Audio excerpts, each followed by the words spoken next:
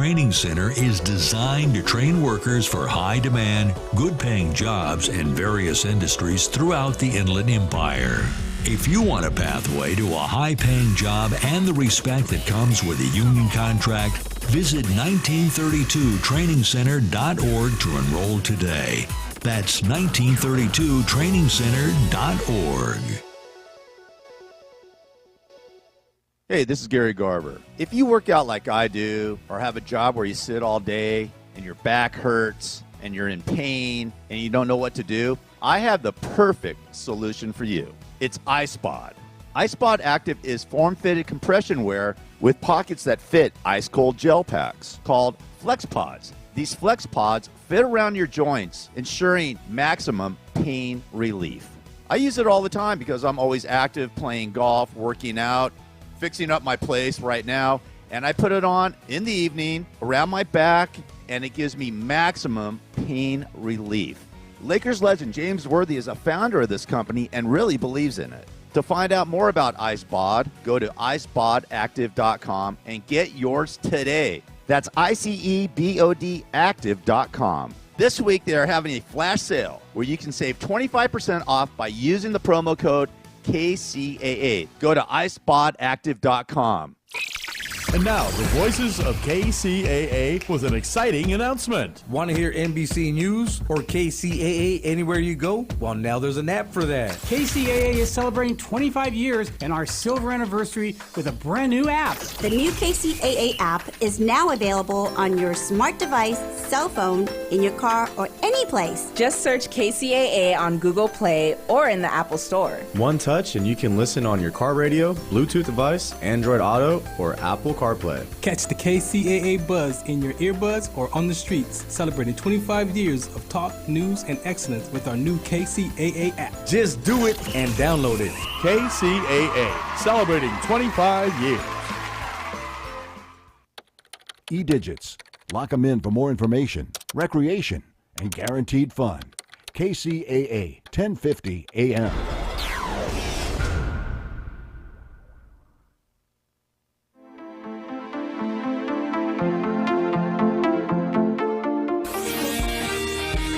NBC News on KCAA Loma Linda is sponsored by Teamsters Local 1932, protecting the future of working families. Teamsters1932.org.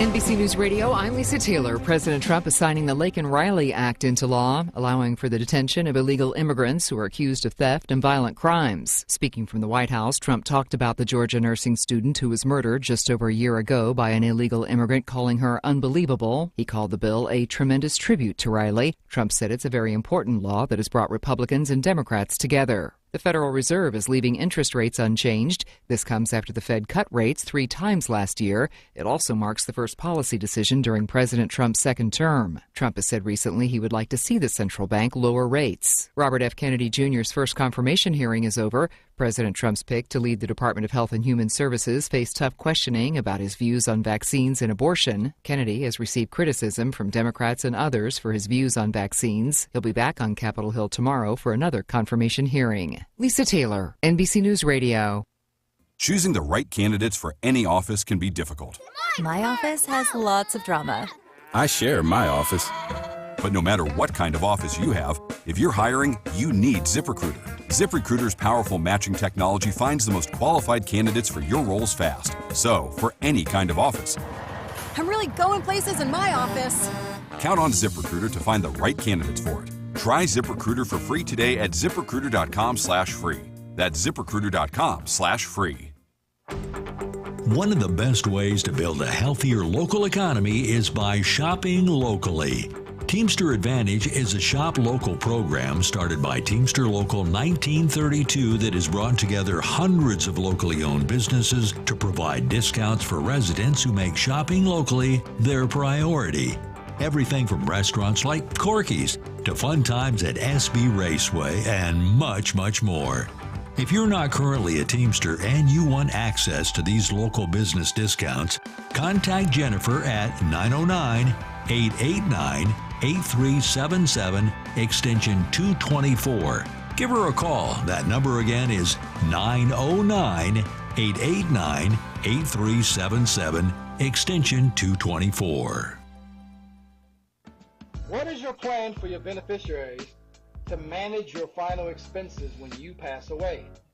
Life insurance, annuities, bank accounts, investment accounts, all require a death certificate, which takes 10 days based on the national average, which means no money is immediately available, and this causes stress and arguments. Simple solution, the beneficiary liquidity plan. Use money you already have. No need to come up with additional funds. The funds grow tax-deferred and pass tax-free to your named beneficiaries. The death benefit is paid out in 24 to 48 hours without a death certificate. You heard me right. Without a death certificate. Call us at 1-800-306-5086.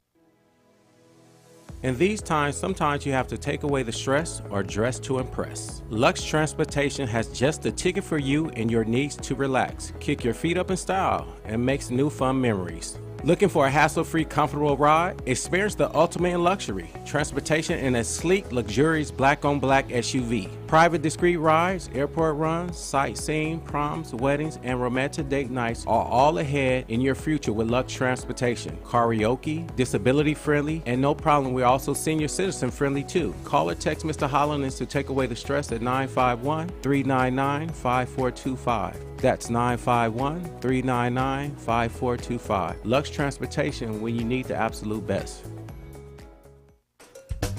Welcome to the Worker Power Hour with Randy Corrigan, a brand new show about labor and worker issues. The host of the show is Randy Corrigan, Secretary, Treasurer, and Principal Office and leader of Teamsters 1932, one of the largest public sector labor unions on the West Coast, representing workers in government and non-sworn law enforcement personnel. Randy Corrigan is a 30-year Teamster who first became involved in the labor movement by volunteering his time as an organizer with the Teamsters Union at the age of 21. Since then, he's helped thousands organize, mobilize, and achieve bargaining rights. He accomplished this by spending countless hours with brave men and women all over Southern California, in their living rooms, on the picket line, to bring workers towards victory. This is the Worker Power Hour. And now here's the host of the show, Randy Corrigan.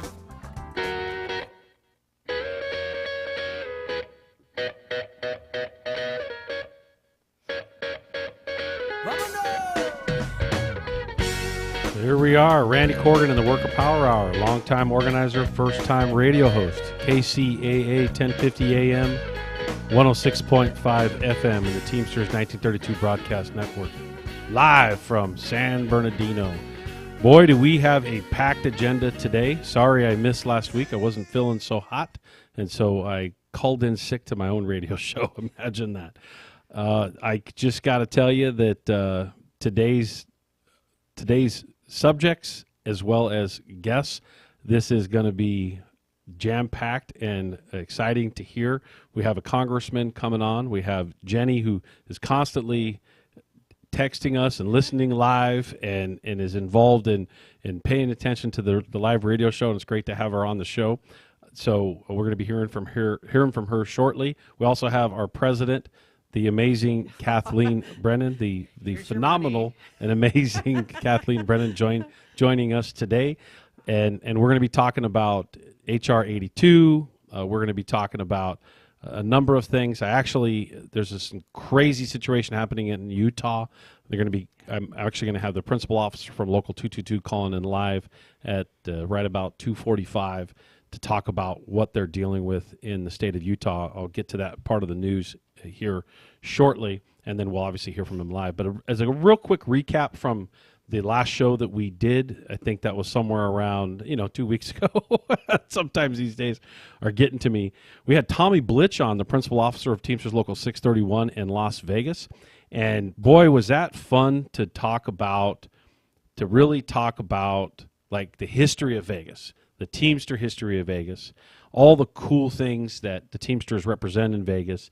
And it was a really good, just nice conversation, filling everybody in on kind of like how Vegas was built and, a lot of those connections and little stories. Lots of compliments regarding Tommy, and I really appreciate Tommy coming on and participating and sharing the vantage point of the labor movement from Las Vegas, especially the fact that being a labor leader in Las Vegas and it being a right-to-work state, he's puzzled that a state built by unions somehow remains right to work. So, again, politics sometimes are very wonky and very strange, as we are currently witnessing right now, and it's important for us to exercise our worker power, which is it's the name of the show here. We also had Kevin McCarthy on, who's from Trash Buddies, had some great stories on the work that they do in the community, and our Teamster Advantage partner. We always love having our Teamster Advantage partners on the show, and specifically talking about the cool things that they do in the community and how what they're doing to make their small business thrive. He gave us a couple really funny stories on what situations he's running into, and also an appreciation for how to keep your trash can clean. Something very simple that we kind of put our trash cans on the side of the house or whatever we do, and we don't really pay attention much to it. But think about actually, I told the story about how I left chicken in there far too long, and that turns into a nasty situation. So it was a great show, and really topped it off. I had a ton of fun having Mike Irie call in. He is a Met worker, works for Metropolitan Water District, and we got to hear from his father. Everybody asked me, was that an impersonation? Yes, it was an impersonation. Let me let the cat out of the bag. He is so good at impersonations, but it's really important to focus on. He called in. He's an AFSCME member who works. I think you want to say something, Mark, here. I'll give you a second. I'll give you something in a minute. But he works in a very important job where, was it 19 million customers in Southern California depend upon water in Southern California coming from the Colorado River. And he's part of the support apparatus and infrastructure to make sure that team is doing what it's got to do to make sure that those pipes are full of water and they're getting 250 miles across the desert. Did you want to say something, Mark? No, I wouldn't be surprised if Mike didn't call back today. I hope he does, because I hope he's got. I hope he wants to tell us a little bit more about his job, and then I hope to hear from maybe somebody else that he's hanging out with today. I think it's going to be a special guest. Oh, that'd be great. That'd be great. With that, I'd like to go over to the live shout-outs. We have a ton of them. Really have a lot of people on this one. Boy, it's going to take me a bit just to get through this pretty long list. So we have Chairman Bama from HVP. Sharman. What was that? I'm sorry.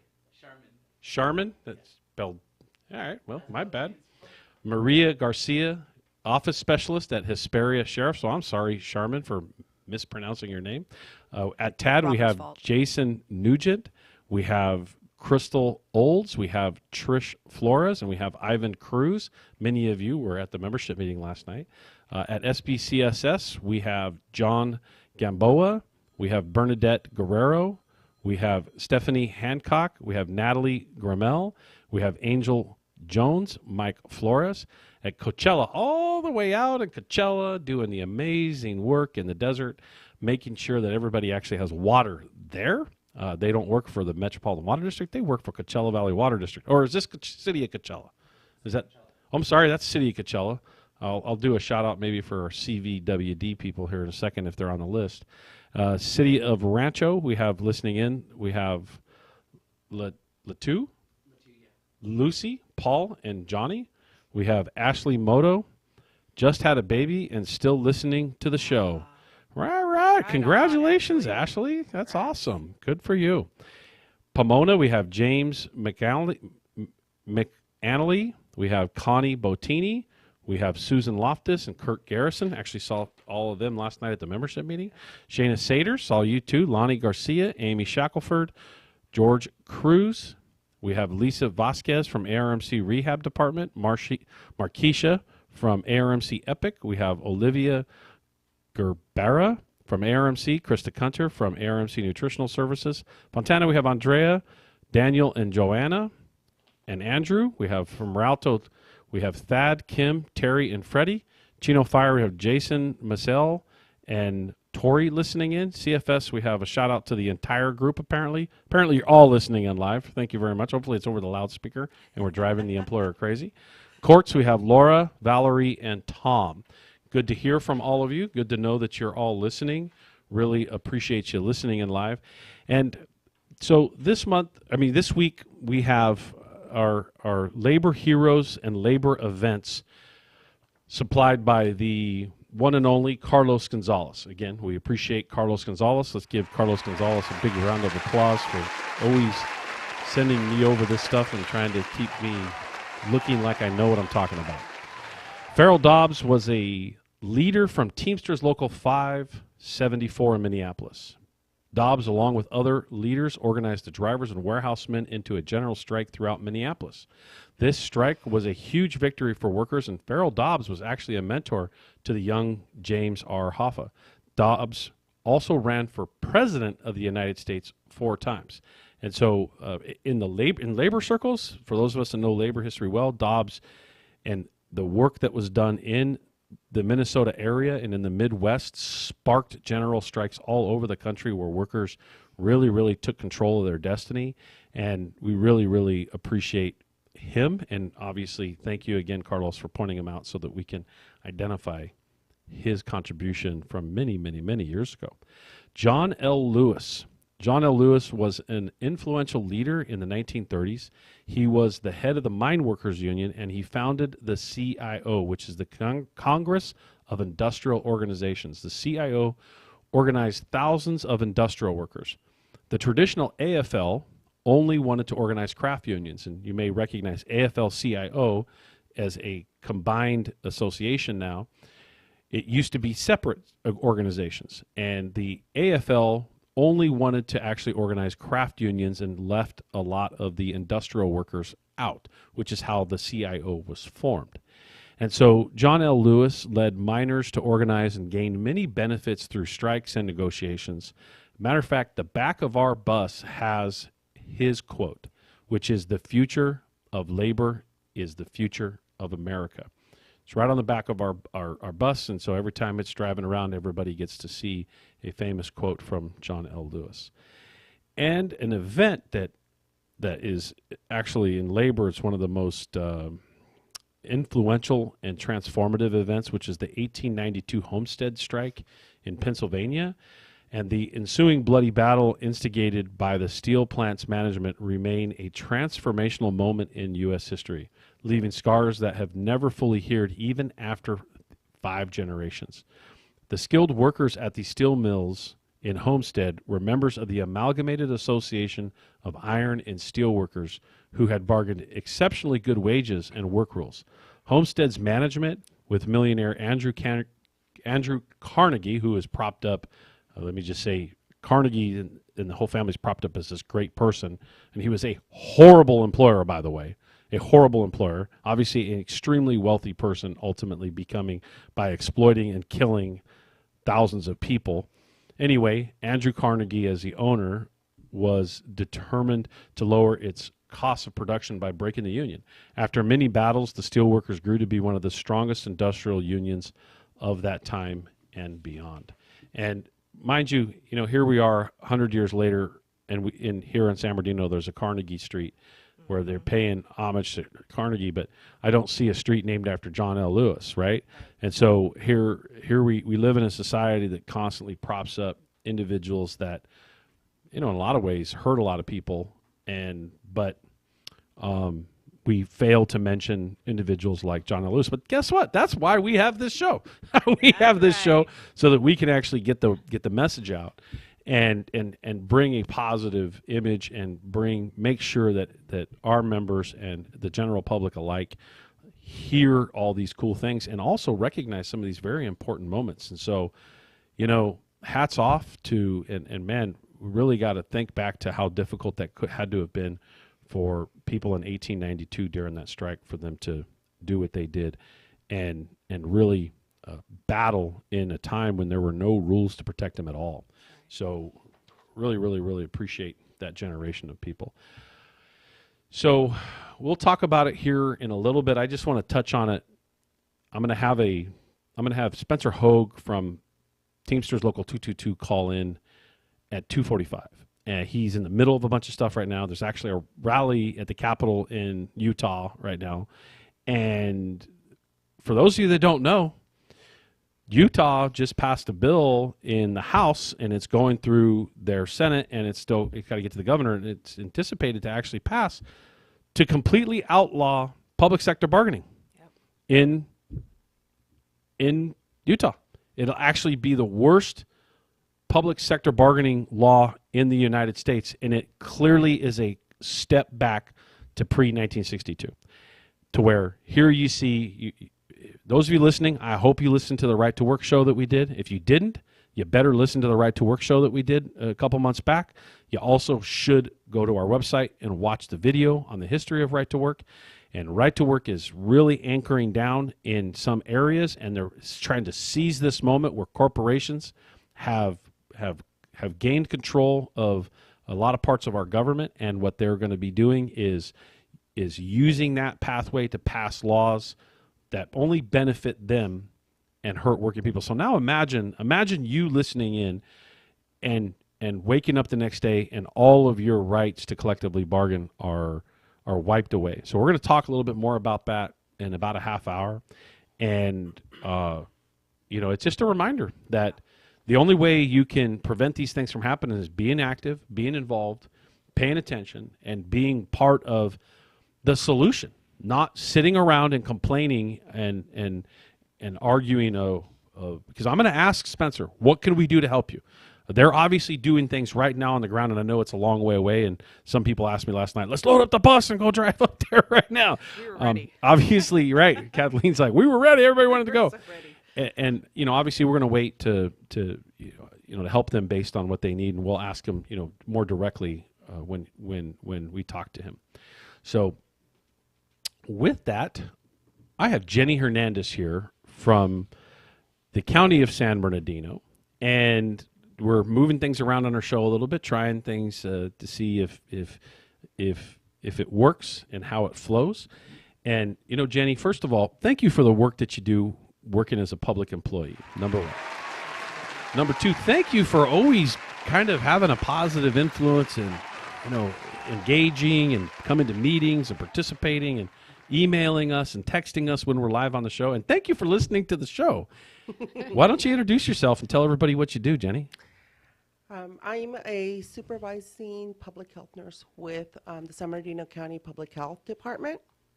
As a supervising public health nurse, what I do is I supervise nurses that case manage tuberculosis. So a lot of people think that that's all dead and gone. Yeah, it's an in old the history, disease, right? It's in the History Channel and mummies, but no, it's real, and people are dying of tuberculosis. Tuberculosis is a disease that's spread in the air from person to person. So it's very contagious. We're finding, unfortunately, in our healthcare that we would like more people to have healthcare, but that's not happening, and it's probably going to get worse. So by the time we find them, they're very sick, usually on their deathbeds, and we're having to manage them. And by then, they've exposed other people, yes, on airplanes. Sometimes even embalmers. Wow. Because, right? Yeah, it's very interesting. So how long have you worked for the county, Jenny? 24 years. Yeah. I started when I was 5. That's right. That's right. I was going to say, you're 29. How did you do that? I thought I got started young. You started way before I did. So tell us, what are some of the job responsibilities around what you do? It sounds like a very difficult job. You're supervising and managing something on a much higher level, and you're obviously dealing with patient care indirectly and directly. Tell us a little bit more about what your daily function is. I oversee, but basically our workflow is that we'll receive a case. The case can be either from one of our local hospitals, or it can be from a report from the quarantine center from CDC. So it's someone who had who's entered the United States, which might not be happening anymore lately. Right. And they enter through the CDC quarantine center, and the CDC quarantine center will screen them, either as a refugee, asylee, or someone who is a status adjuster, or is actually coming in just as a resident, a new resident to our country. At that point, they'll screen them for tuberculosis, and they'll report to the local jurisdiction where they're going to be living. That's when we will receive the report from in the immigration portion of it, and then we'll do our process to get them linked up with services to get them ruled out and started on treatment. But if they are seen in one of our local hospitals, which we work either both locally, interjurisdictionally, state, we work between states and also internationally, of course. Right. So we'll get reports of patients that way also. And what we'll do is we'll clear them.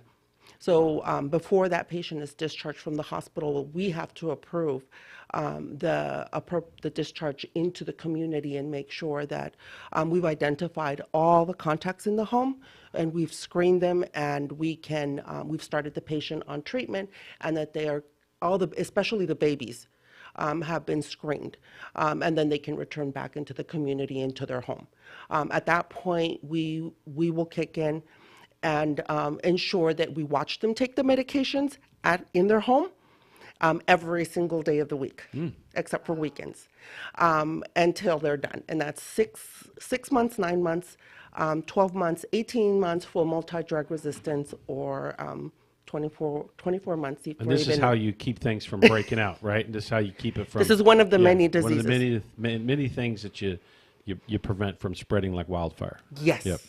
Yes. And TB right now, unfortunately, is increasing. Yes. The morbidity has, the data shows that it has exceeded COVID deaths. Wow. So, yes, that's what we do. So, sounds like a really, really, really important job. Thank you for the work that you do. You like being a Teamster? Yes. Why do you like being a Teamster so much?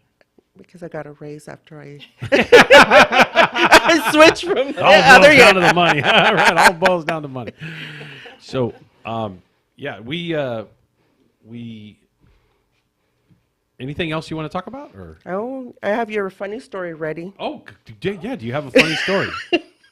I'm prepared. I'm always prepared. All right. Well, first of all, we've got other nurses that are emailing and texting in saying from Hada, Perry, and Rachel and Dolores saying hi, by the way, and they support you. So, look at live. This is the cool thing about a live show. Anyway, tell us a funny story. I hope it's appropriate. Nurses have a quirky sense of I heard humor. we've had a couple of them on before. He's close to the drop button, so. Okay. We received a patient. We went through our normal workflow. We went out to the home. We, for whatever reason, were discussing the case with the wife. For whatever reason, she was the one that was involved in answering all our questions. I don't remember if there was a language barrier or not. So when we're going through the whole checklist, did you get the right meds? Did you pick them up at the pharmacy? What were your discharge instructions? Who's in the home? We're looking around to see if there's any new people that we didn't identify.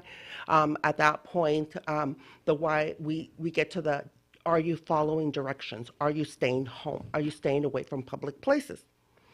And the wife said, oh, yeah, we're following all the directions. We're doing everything that we need to do. And they said, oh, well, what are you doing? Oh, we have him set up outside in the back patio. We have a cot. We have his plate and his dish. And then we are showering him with the water hose in the backyard.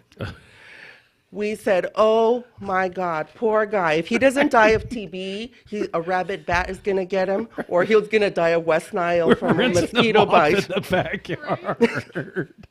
Oh, boy. So how did that end?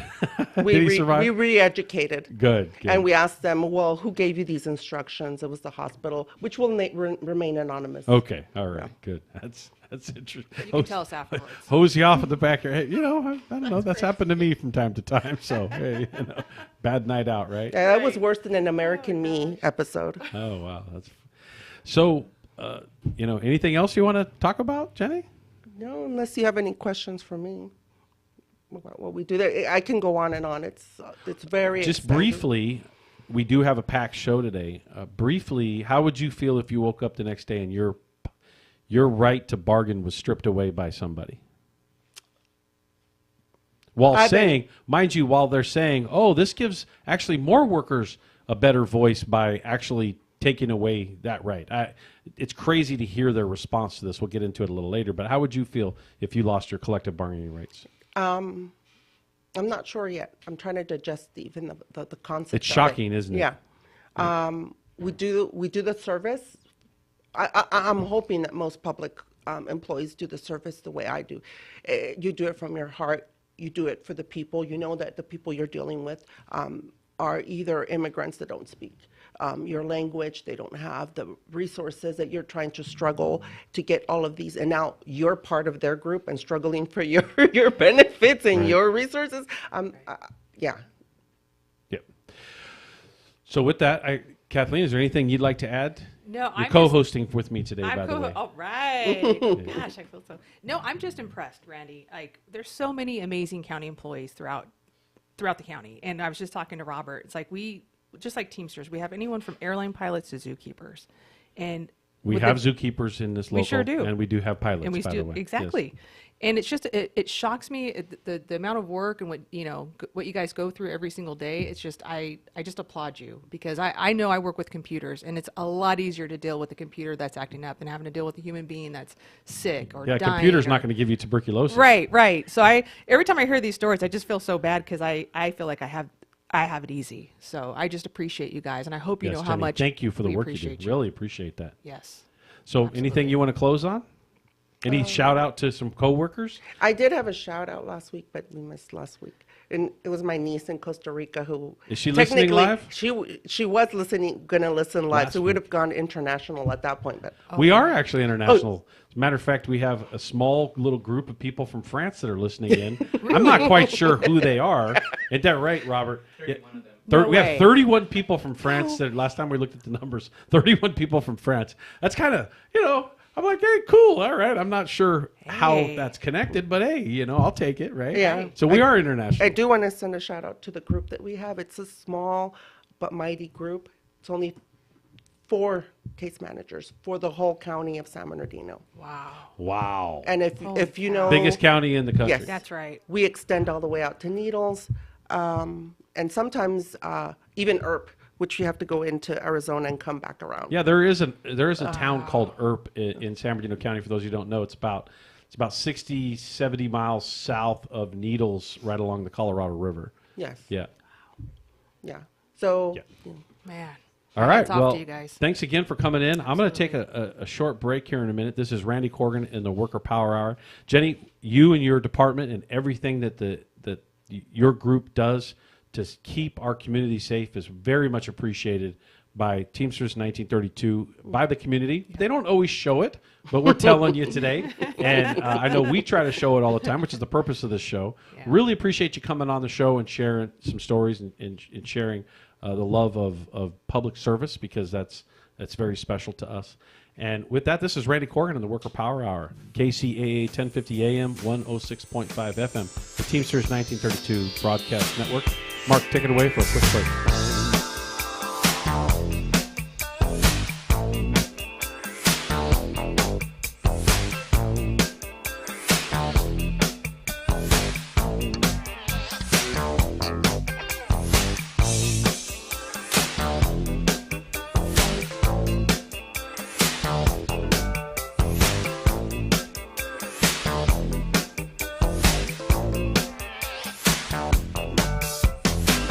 See you with the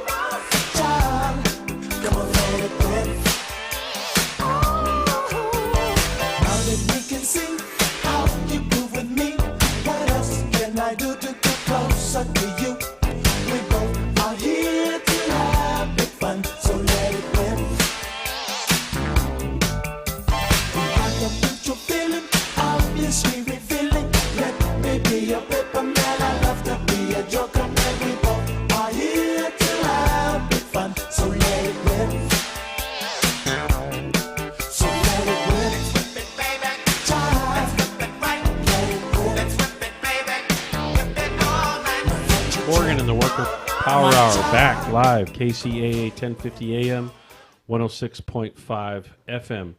We are joined by a TA partner, Melissa from Escape Brewery, and she's bearing gifts here. This is a no-no.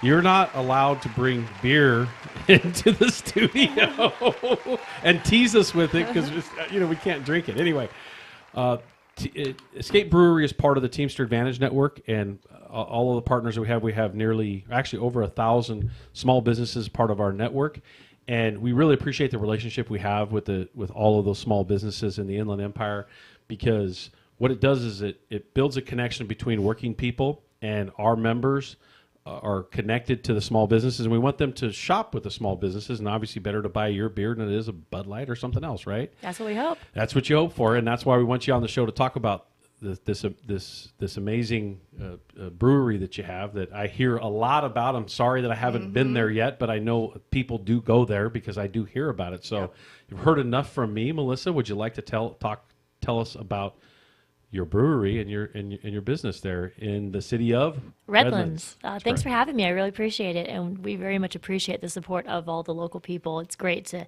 Do our members come in and drink a lot of beer? They do, absolutely. I love it. I mean, you have to stay hydrated. So beer is 98% water. So we've got 2 locations in Redlands. We actually just hit our 10-year anniversary.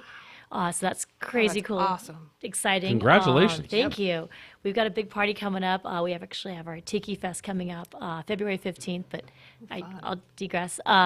So we've been at our downtown location now for 3 years. It's a restaurant, full brewery, dog and family friendly. Nice. We make all of our beer there on premise by hand. It's all, real crafted, handcrafted beer. There's no weird additives or anything like that. We say grain to glass. And then at that location, since we have a restaurant, we're also lucky enough to have other breweries on tap, cider, seltzer, kombucha, wine. So we have a really large selection of really fun things there. That's awesome. What's your favorite food dish? Oh, that's a good question. Not necessarily what's your favorite, maybe what's a favorite there. I'd say either or, doesn't matter. The most go-to thing is our pizza.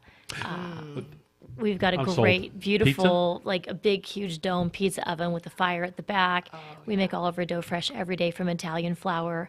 So it's very artisanal. We do a round New York style, and then we also do a Detroit style. That's my favorite. So it's going to be a rectangular crust. The cheese goes all the way to the edges, and it caramelizes.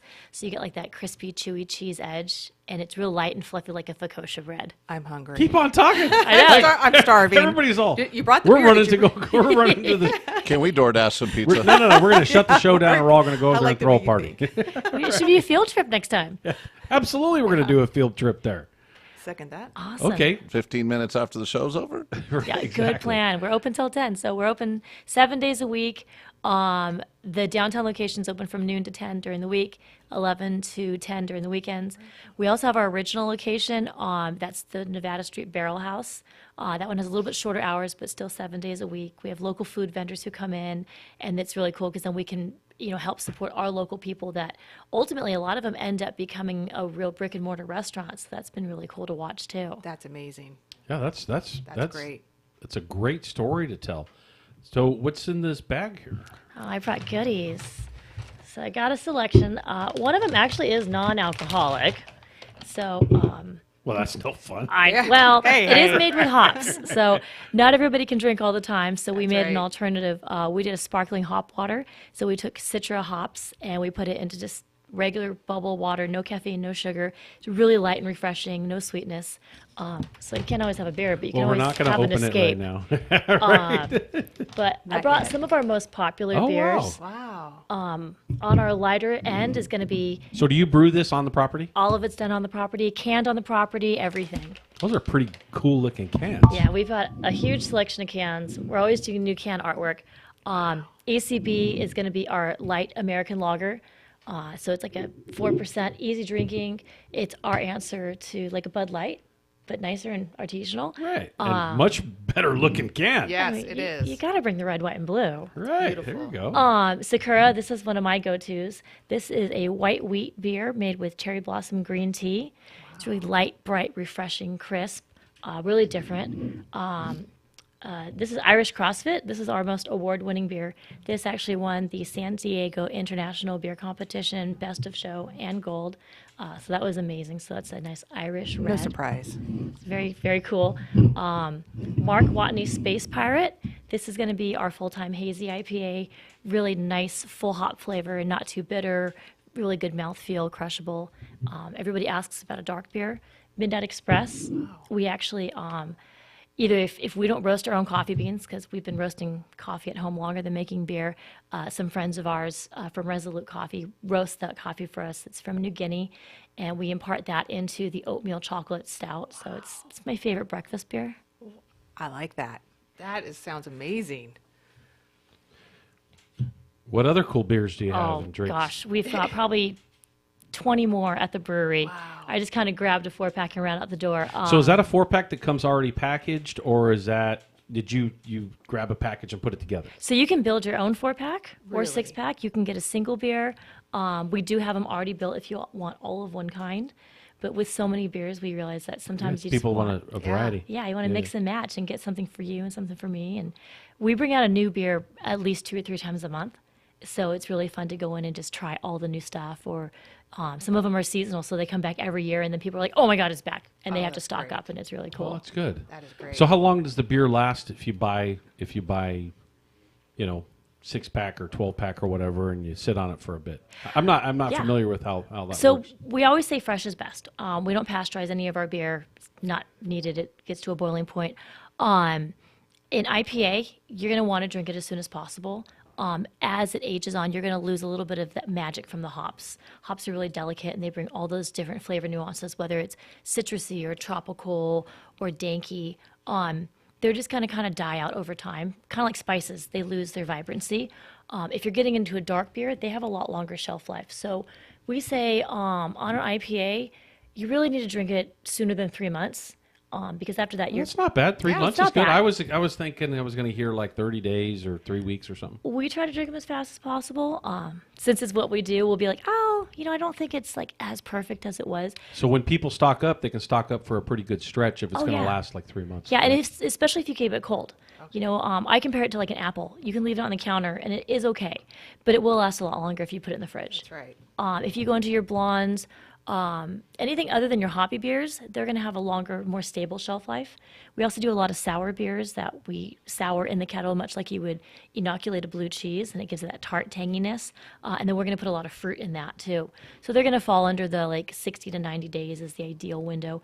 I will admit though, I popped open a beer that we brewed a whole year and a half ago, just because we hold on to beers sometimes to see how they age. And it was still probably at like 98% as good as it was. Like I could almost not even tell that it had changed. Wow. And that's not always going to happen, but it had a really good shelf life. So I was like, I'm just going to keep drinking it. Well, that's what's incredible here. We're getting this lesson. First of all, great job describing the pizza. Thanks. Right? And then the description of the beer and how long it lasts. Now, does the dark last a little bit longer? Dark beer does tend to last longer because it's not going to be so hoppy. Mm-hmm. They're going to usually be a little bit maltier and rich, so they don't seem to fall off on flavor quite so fast. So what's the favorite beer of our Teamsters that come in? Because obviously you already established that Teamsters, they order a lot of beer. Mm-hmm. We got that done out of the way. They are frequenting your establishment over and over again. But do you know what the most popular beer is? So I know the most popular beers overall. But I don't, not for Teamsters. we need to make a Teamster beer. We should. I can take a pretty good guess. So Redlands Nights, we've had since almost the beginning. We did it for a spring release because everybody loves the orange blossoms in Redlands. So we got orange blossom extract and put it in our blonde, and that's one of our biggest selling beers. It's a great go-to for people, especially that are like, I just want something really light and refreshing and easy. It's going to be Redlands Nights or Sakura. When we go into the IPAs, we make and we sell a lot of IPAs. About 40% of the market's going to be IPAs, whether they're hazy IPAs or they're going to be a West Coast IPA. Civil Disturbance is by far our biggest selling IPA.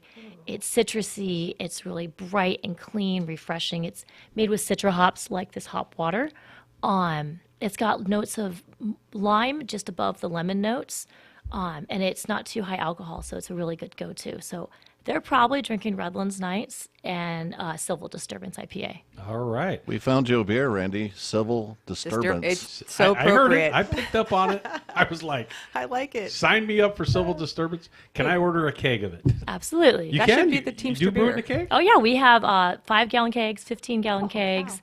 We can do your 16-ounce. We got 64-ounce. Here, I was talking smack and I got called out on growlers. it. Oh, you can throw it right in the back of your car. All right.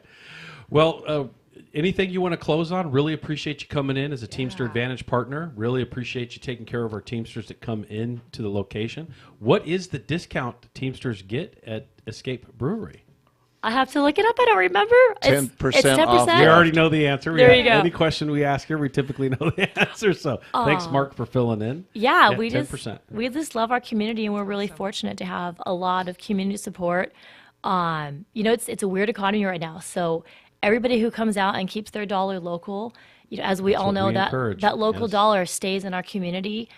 We employ over 40 people, and they all live locally, and it's so cool to be able to Awesome. support our local coffee roasters and all of our local Slow staff. Bloom? Yeah. Oh yeah, Slow Bloom. Yeah. They come in. You know, those are Teamsters now. Are they? Yes. Yeah. So we work a lot with Stell and Resolute Coffee.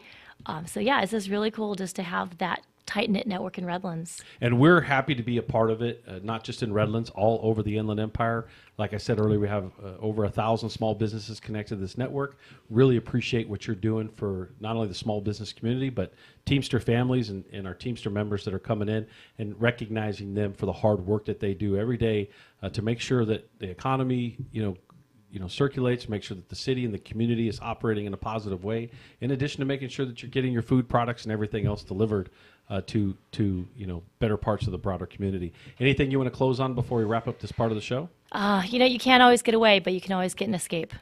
Oh, I like it. I like it. Look at this. She's killing it. All right. Well, Melissa and Escape Brewery, really appreciate you coming on. And for all of you that are listening in, and you can get to the Redlands location, the 2 locations in Redlands.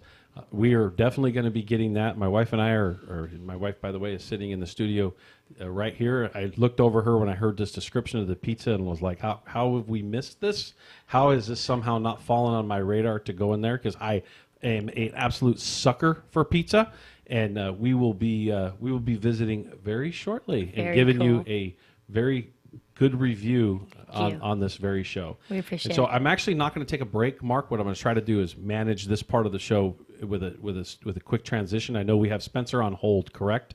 So Spencer, we're going to get you in a quick second. I'm going to prop it up again. Thanks for our Teamster Advantage partner coming in. Thank you very much. Again, we have a packed show. Go ahead and turn her mic off, and so I'm going to switch to the next part of the show, which is I'm going to have Spencer Hogue come on. He's the principal officer of Teamsters 222 in Utah. And the reason I reached out to Spencer yesterday, Melissa, thank you very much.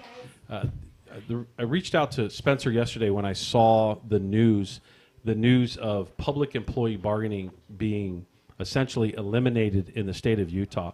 And as always, Spencer is just an incredible individual representing workers. Him and I have known each other a very long time, and I always appreciate his advocacy for working people. Right now, there is actually, if I understand, a rally going on at the Capitol in Utah, and I know Spencer has broken away from negotiations to jump on this call and kind of get us up to speed on what is happening. And we're going to spend the next 15 minutes. I have a hard break at the top of the hour, but we're going to spend a little bit of time here talking about this. Spencer, are you there? Can you hear me? Yeah, I am, Randy. Yeah, thanks Can for. you hear me? Yes, we can. Thanks for calling in. Really appreciate it, Spencer. What's going on in Utah with collective bargaining being eliminated?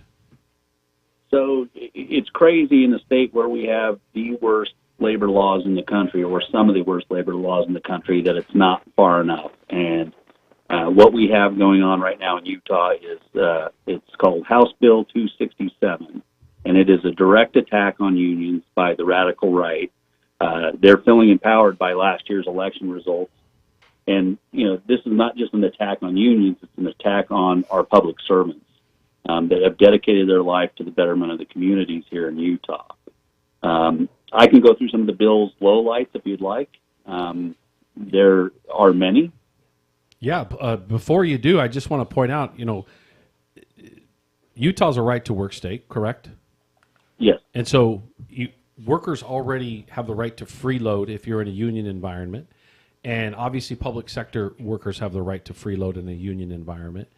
And like you said, that's not far enough. They want to go even further and take a position that predates 1962, where there's no collective bargaining for these very important jobs, and then trying to market it in a way that is somehow better for everybody.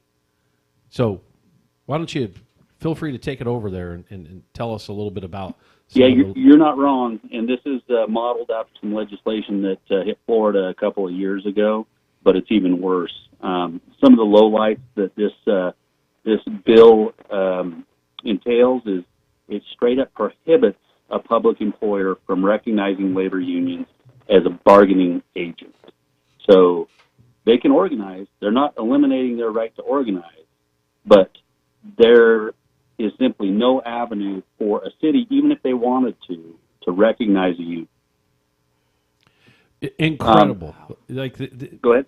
What people don't realize, they're trying to prop this up as if unions are this special interest, self-serving situation, when the reality is that bargaining for public employees has allowed these jobs to become good jobs in these cities, counties, municipalities, as well as state employees, and that before collective bargaining, nobody wanted the jobs because they just weren't paying well, nor were there decent benefits. And so now that we've brought them up through advocacy, let's strip the right to have collective bargaining and to somehow claim that that's better for everybody? It's absolutely ridiculous, and hearing their arguments on the floor it's just laughable how they present this as a worker-friendly bill. It is the furthest thing from the truth. Not only does it prohibit an employer from recognizing a union as a collective bargaining agent, it strictly prohibits them from entering into a collective bargaining agreement, and actually penalizes them with a Class B misdemeanor if they were to ignore this piece of legislation and go ahead and bargain a contract. It actually criminally penalizes the person involved with that. And they have the audacity to say that this isn't preventing unions from advocating for workers. This isn't preventing unions from doing their job. This isn't outlawing unions. For you to witness this firsthand has got to be perplexing to even hear those words come out of someone's mouth when they're essentially saying what they're saying and then turn around and going, oh yeah, you can still advocate for everybody. What are you talking about? You're eliminating the pathway to advocacy.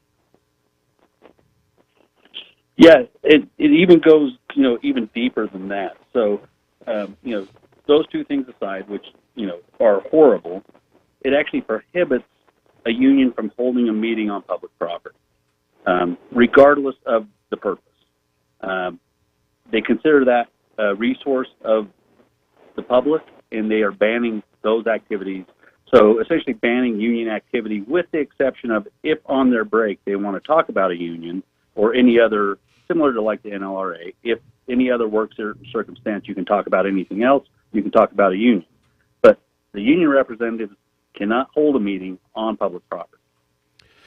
So it's been great to see you and others advocating right now at the Capitol and in the appropriate space. Just so you know, anything that we can do, if there's phone banking or I know last night at our membership meeting, we talked about this and we had a bunch of people say, let's get on the bus and go to Utah. I was like, well, we can't be going aimlessly, so let's wait on them to let us know what to do. So we've got people locked and loaded and willing to help you out because obviously this is a threat to everybody in the country, clearly a direct hit to you in Utah. And so I don't know if you want to talk about what you are doing or what you're trying to do or what we can do, but we have about 6 or 7 minutes before I have to go to a mandatory break at the top of the hour because of the NBC News. But anything we can do or you're currently doing you want to lay out, Spencer? And again, really appreciate you coming on. Yeah, no, I appreciate you having me. And, this is important for us to be talking about because, we may be the low-hanging fruit here in Utah, but the agenda of the far right is every collective bargaining agreement structure in this country they want to tear down. And that's private sector, public sector. That's, states like California, states like Idaho, states like Utah, it doesn't matter. Their goal is to eliminate us.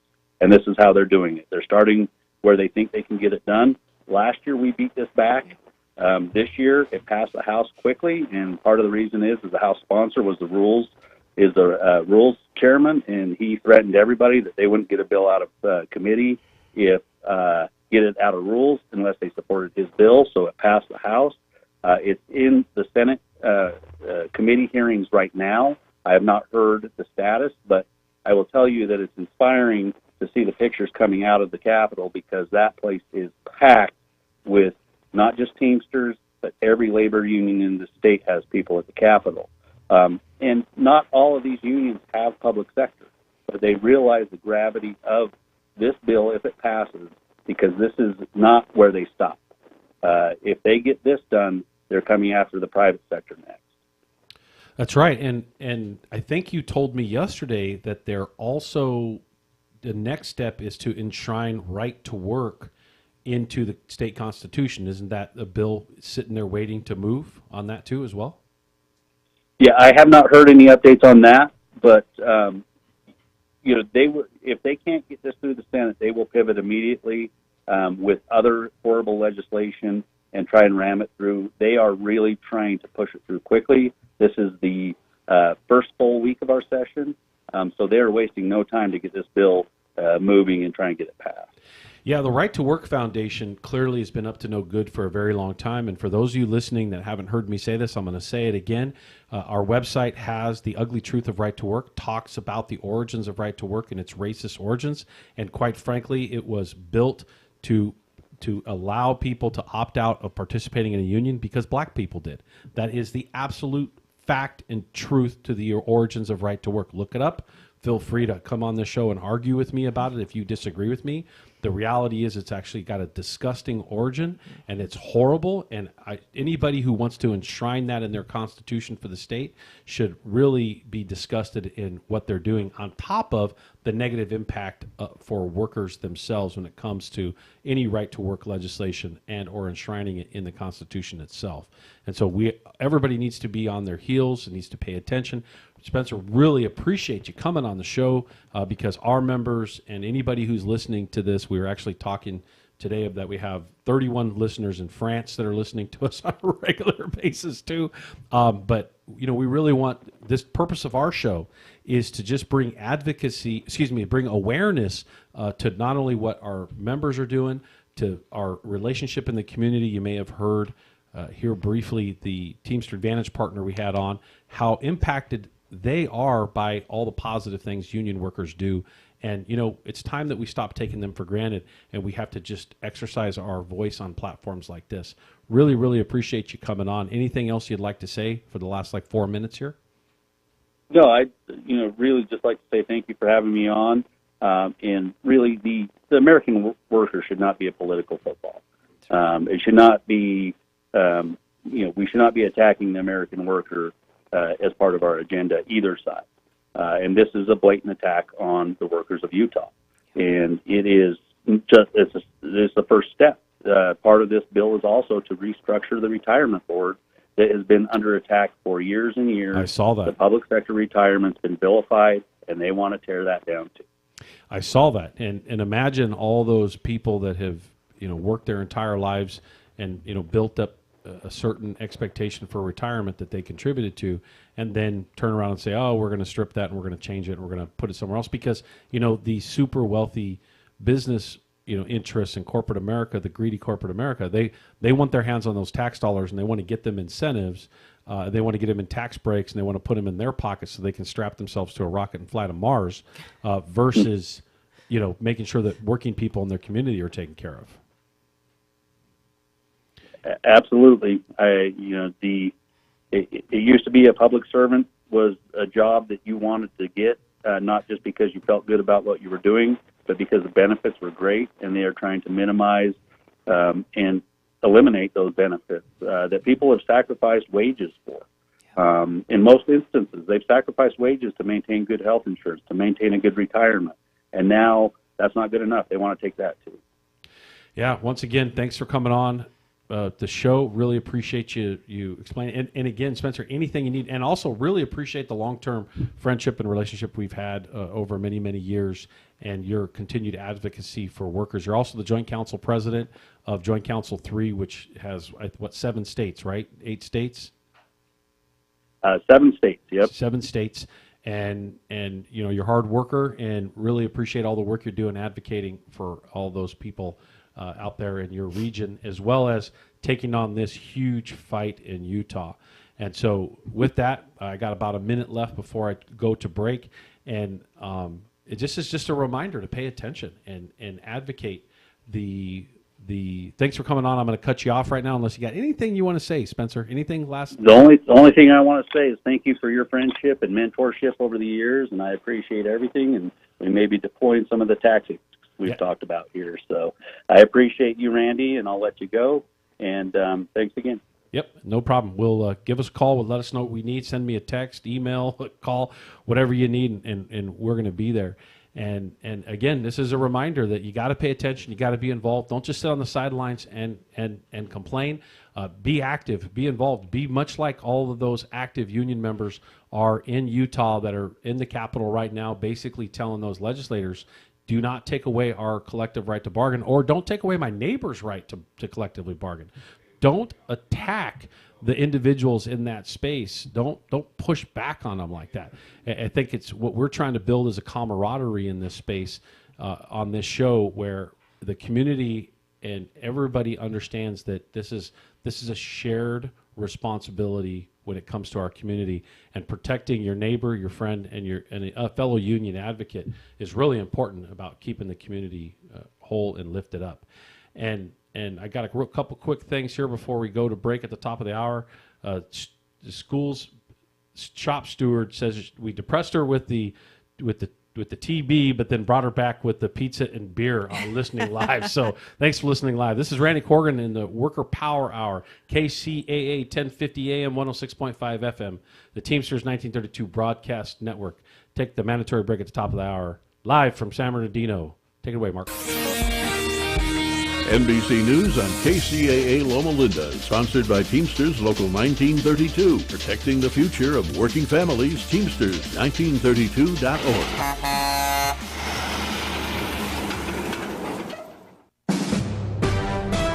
NBC News Radio, I'm Lisa Taylor. President Trump is signing the Laken Riley Act into law, allowing for the detention of illegal immigrants who are accused of theft and violent crimes. Speaking from the White House, Trump talked about the Georgia nursing student who was murdered just over a year ago by an illegal immigrant, calling her unbelievable. He called the bill a tremendous tribute to Riley. Trump said it's a very important law that has brought Republicans and Democrats together. The Federal Reserve is leaving interest rates unchanged. This comes after the Fed cut rates 3 times last year. It also marks the first policy decision during President Trump's second term. Trump has said recently he would like to see the central bank lower rates. Robert F. Kennedy Jr.'s first confirmation hearing is over. President Trump's pick to lead the Department of Health and Human Services faced tough questioning about his views on vaccines and abortion. Kennedy has received criticism from Democrats and others for his views on vaccines. He'll be back on Capitol Hill tomorrow for another confirmation hearing. Lisa Taylor, NBC News Radio. Are you looking for a good union job? The Inland Empire's 14,000 member strong Teamsters Local 1932 has opened a training center to get working people trained and placed in open positions in public service clerical work and in jobs in the logistics industry. This is a new opportunity to advance your career and raise standards across the region. Visit 1932trainingcenter.org to enroll today. That's 1932trainingcenter.org. It's a bird! It's a plane! No, it's Super Roth! Okay, a gimmicky opening for a commercial about Super Roth Universal Life Insurance, but I'm sure it got your attention. Now, what is a Super Roth, you ask? It's a permanent indexed universal life insurance that's totally liquid and easily accessible once it matures. Can be used to supplement retirement savings or a death benefit, or both. Has no income or contribution limit. Has no 5-year rule like Roth IRAs. has no 10% penalty for accessing the funds before age 59 and a half. Oh, and the average historical returns are 5 to 7% annually, tax-free. Super Roths also lock in gains, which means you don't lose your money when the market is down. Sounds incredible, right? Sounds super? Super Roths are the way of the future, specifically your future. To see if you qualify for a Super Roth, go online to thesuperroth.com. Meet Barkley. When Barkley smells gas, he leaves fast. When Barkley hears hissing coming from a gas appliance, he leaves fast. When Barkley sees dirt or water shooting from the ground, he leaves fast. Barkley then calls 911 and Southwest Gas from a safe location. Did that dog just grab a phone and dial 911? Gas lines can be buried anywhere, so remember to call 911 and Southwest Gas.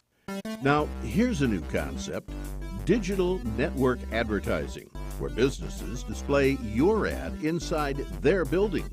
If a picture's worth 1,000 words, your company is going to thrive with digital network advertising. Choose your marketing sites or jump on the DNA system and advertise with all participants. Your business ad or logo is rotated multiple times an hour inside local businesses where people will discover your company. Digital network advertising, DNA, a novel way to be seen and remembered. Digital network advertising with networks in Redlands and Yucaipa.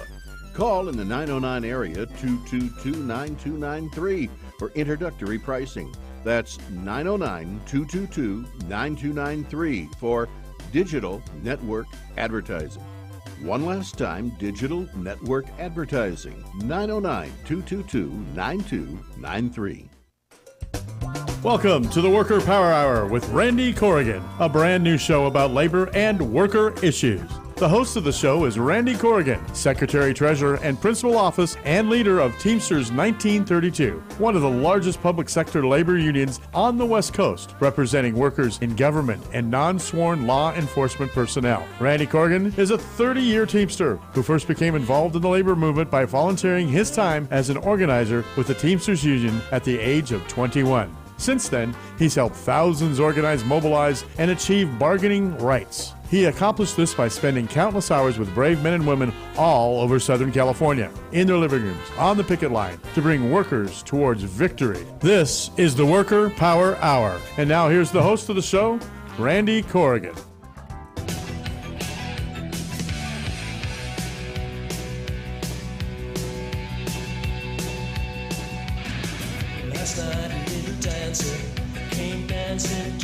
We're back. Randy Corrigan in the Worker Power Hour, KCAA 1050 AM, 106.5 FM, and the Teamsters 1932 Broadcast Network live from San Bernardino.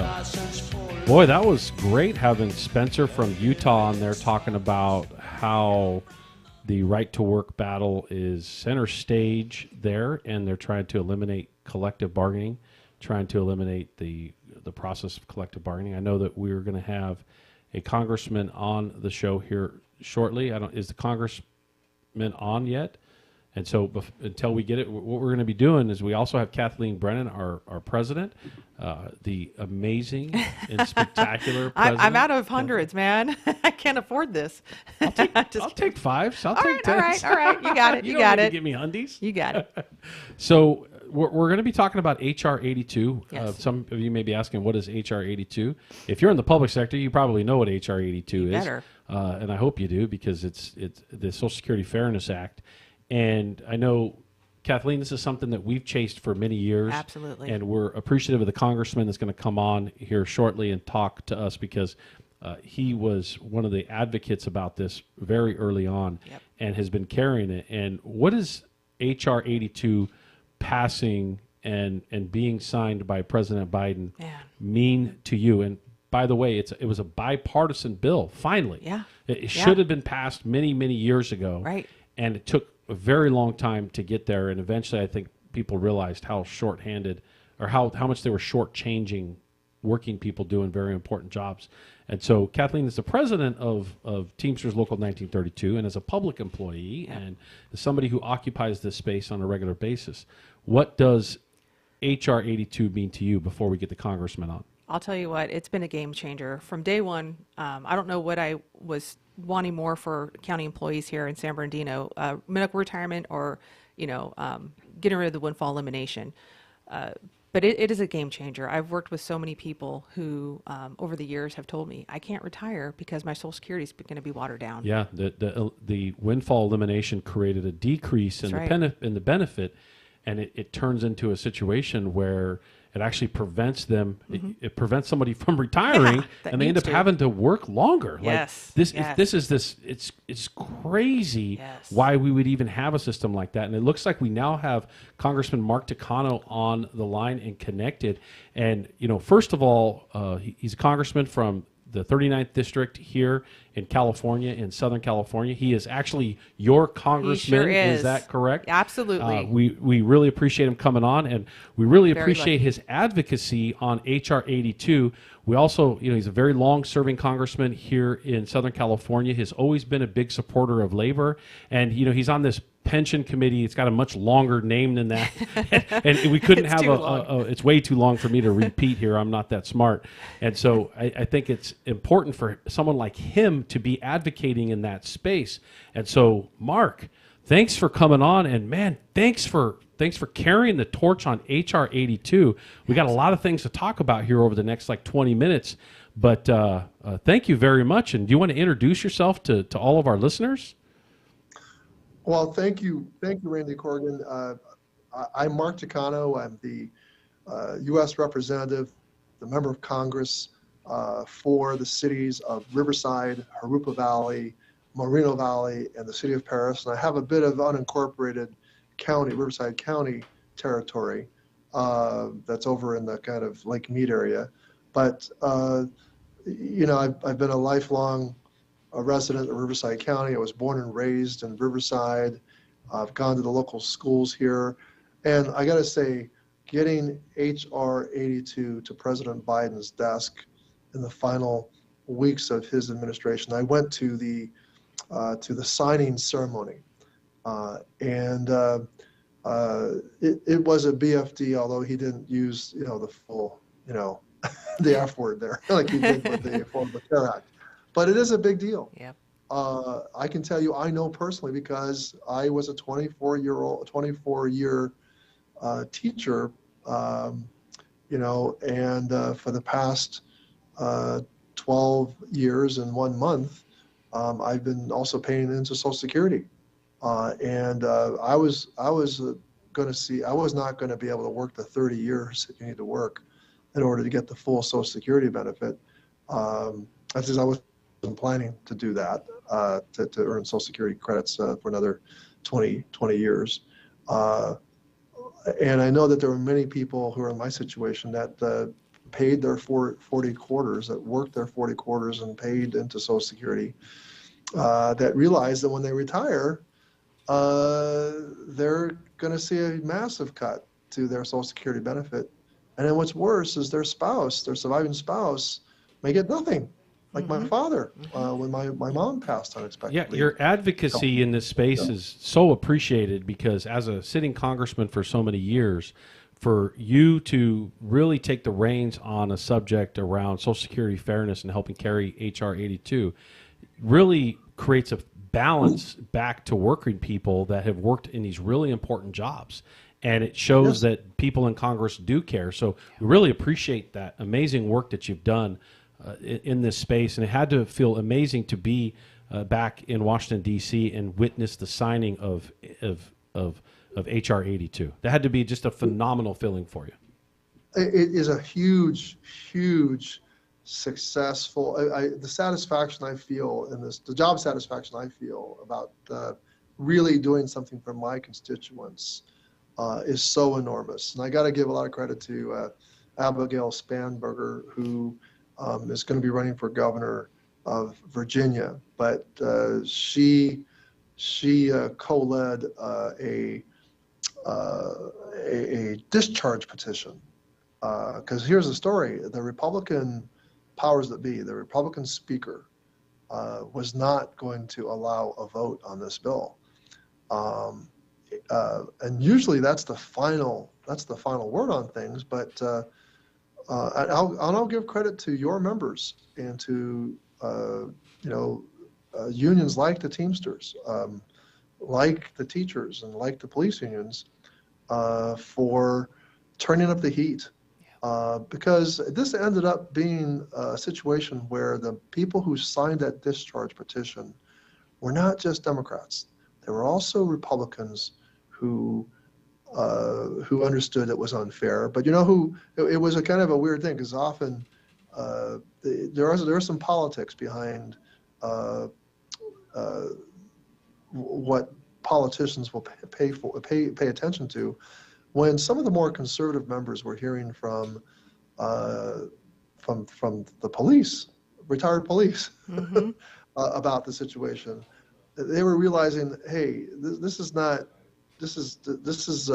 basically unfair. Right. So some very conservative members of Congress also came to the realization that this whole offset and the GPO, that these were fundamentally unfair to Americans, and it is evidence that it's a very unusual moment, but hopefully, and it's unusual in the moment in the sense that both sides came together to get this done. And I do give President Biden a huge amount of credit. It's not real clear to me that President Trump would have signed this bill. And it's like, but look, be that as it may, it still remains that the Republican leadership in the House was completely against this. And it was a workaround of getting a petition of a vast majority of members of the House to sign that petition and to bring that bill to the floor. And it was a big deal, for sure. Yeah, once again, thank you for not giving up. And God, yeah. I mean, I've had countless members talking about how much of a positive impact this has made, and this is going to make, and this will be making. And go ahead. It's real money. That's right. It It's is. real It money is. in their pocket. That's right. It's real money. In many cases, I mean, I don't know what the member who's on with me, how much of a difference it made, but if it's like you're losing 2/3 of your Social Security. Oh yeah. That ends up being a couple of $1,000, $1,500 a month for a lot of people, right? Absolutely. Times That's 12. a substantial amount of money. Yeah. And I worked all those units. That was the most frustrating part. I didn't know until my first day of orientation at the county. It was during that orientation that they talked about it. I said, wait, what's this? Windfall elimination? And then come to find out, now that, COVID happened, my wife was disabled, and now we get her Social Security benefit. If she would have died, I would not have gotten that check anymore. And we have a mortgage, we have a life. And I would have been impacted not only with the windfall elimination, but then the government pension offset if something would have happened to her. So I just can't thank you enough, Mark. You're welcome. And so police, firefighters, county employees, but I think, widowers could be male or female, but let's face it, the class of people really screwed by the GPO, the pension offset, were women. Yep. Women, Why yes, is- true. that's right. Statistically proven. Yeah. Yes. Mhm. Absolutely. Yeah. Statistically. And Yep. yeah, and they just have there were so many tragic stories. And my understanding is that the bill does a look back for 1 year. So Yes, that's right. that was the dispute, was how some people felt we should make people whole for many more years that they weren't being. It would that they bankrupt lost it. the that's country. tough. Yeah. That's tough. Can't do Yeah. that. It's good just getting it going forward. That's right. Any retroactivity is a bonus. Just going forward is really the most important part of it. I know that people feel, they feel like they got shortchanged, and they did, clearly. did.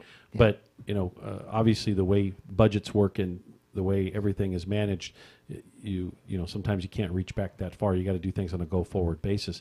The point is that it's been rectified and fixed and dealt right. with, and now again, the bipartisan effort is important. It was so important for everybody to work hard, and quite frankly, I think you pointed out this is the worker power hour, and the term worker power on our billboards and buses and everything that we're doing is trying to show and explain to workers in America, in the working class, that you have the voice and you have the power. You got to knock on the doors, you got to call, you got to engage, and you got to explain, and you got to put that pressure because it will respond. And this is a perfect example how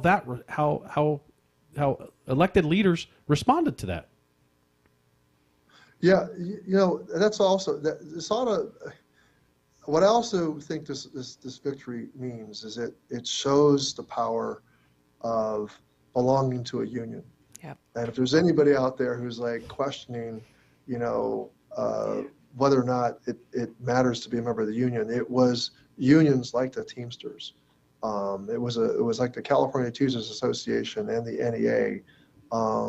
It was police organizations. It was people who represent county employees and public employees.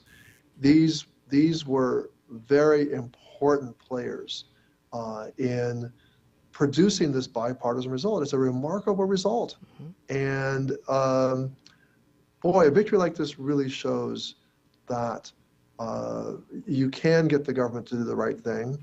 And so you all ought to be patting yourselves on the back, and you ought to be like getting more members to join. Getting more members to join and say, see here, this is what you get. That's right. when you stick together and you align behind a priority and a purpose, because it took unions like yours knocking on the doors of members of Congress, both Republicans and Democrats, and making the case to them and persuading them, and this is a very, very satisfying outcome. Absolutely. When it's appropriate for you, do you have any legislative goals going forward? Obviously, you're a Democrat. You're not in the majority. However, you obviously have had to work across the aisle many times over the years when that pendulum swings back and forth. So you're definitely no rookie to having to deal with the situation that is in Washington right now. And so is there anything you'd like to talk about that our members and workers are affected by some of your legislative goals for the new Congress going forward? Well, I think there's a slew of executive orders, including executive orders that I think are going to hurt working people. In fact, that are hostile to working people. I mean, the president just issued executive orders to fire, members of the NLRB, the National Labor Relations Board, and the EEOC. And ultimately, I think these firings are illegal. But he also said during the campaign that he was going to be the king of overtime. That he was going to try to relieve taxation on overtime pay, which is all fine and well. But more important is the fact that overtime pay should be at the level it ought to be. There was a time when overtime pay, those who qualify for overtime pay were like the vast majority of the workforce, the non-managerial workforce. They in the 70s, up until the 70s, they had those workers were able to qualify for overtime pay. The overtime threshold was such that they could qualify.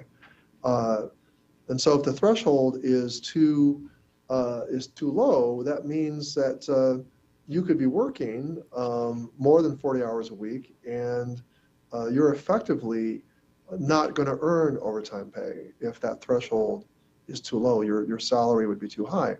And obviously, in order to increase take-home pay for more Americans and more people in our community, especially in California, where you can be earning what used to be a lot of money, but still not able to buy a house, or be able to pay your rent, this is a real critical issue. So I've always been fighting for stronger overtime pay. I've authored legislation which would increase the threshold to like $82,000. President Obama, when he left office, set a threshold that was not quite as high, but higher. And then there was a lawsuit against that overtime pay threshold, saying that the Department of Labor couldn't do that, they didn't have the authority, and they went to a conservative judge in Texas, and had the overtime regulations that Obama put out, they had them invalidated. And then the Trump administration that came in 2017 after the 2016 elections, they did defend the authority. They said we don't agree with the judges saying that the Department of Labor and the Labor Secretary don't have the authority to raise overtime pay, but we're gonna protect that authority. But what they did is they lowered the Obama threshold, and so they effectively left a lot of workers out of being able to earn overtime pay.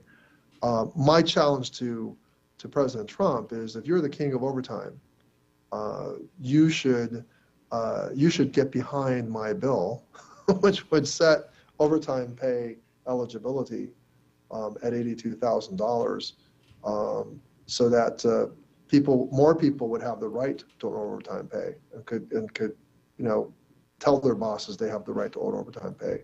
So I am actually hopeful that his nominee, former Congresswoman DeRemers of Oregon, actually does get confirmed, because she actually signed onto and supported the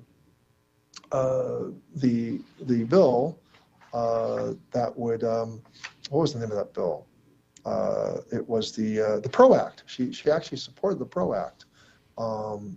But that may be a count against her among Republican senators that are going to be considering. They're railing. Some are railing against her because she's also a recommendation from our organization. Our General President O'Brien obviously is advocating for her to be confirmed as well. And you're right.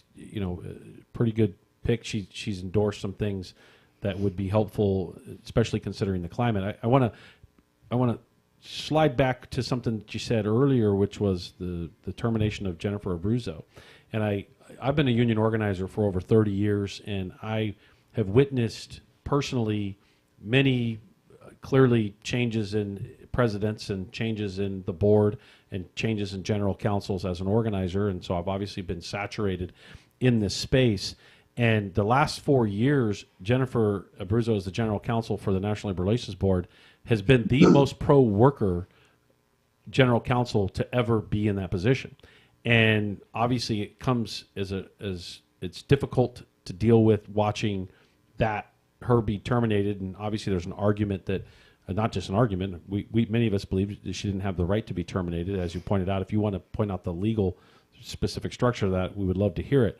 But my point is that in this moment, when clearly working people are looking for leadership and working people did elect Trump to office, it's important to recognize, why would we erase a person or fire a person who has been the best advocate for working people?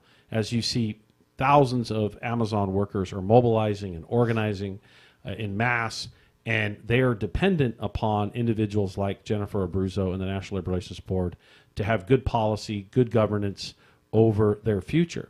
And so I don't know if you've got anything to say on that as far as what illegal. I do. Yeah. I do, Randy. So the National Labor Relations Board, along with the Equal Employment Opportunity Commission, which are both important to workers, right? They're both independent agencies. The NLRB enforces labor law. The EEOC administers and enforces civil rights law in the workplace to make sure that people aren't discriminated against in the workplace.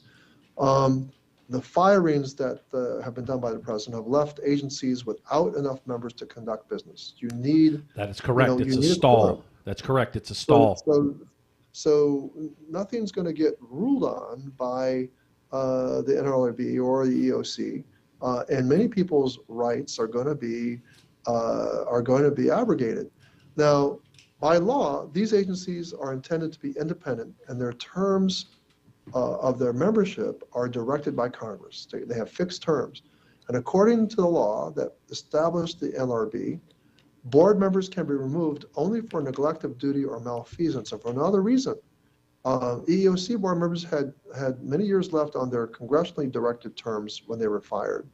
Now, the president is purging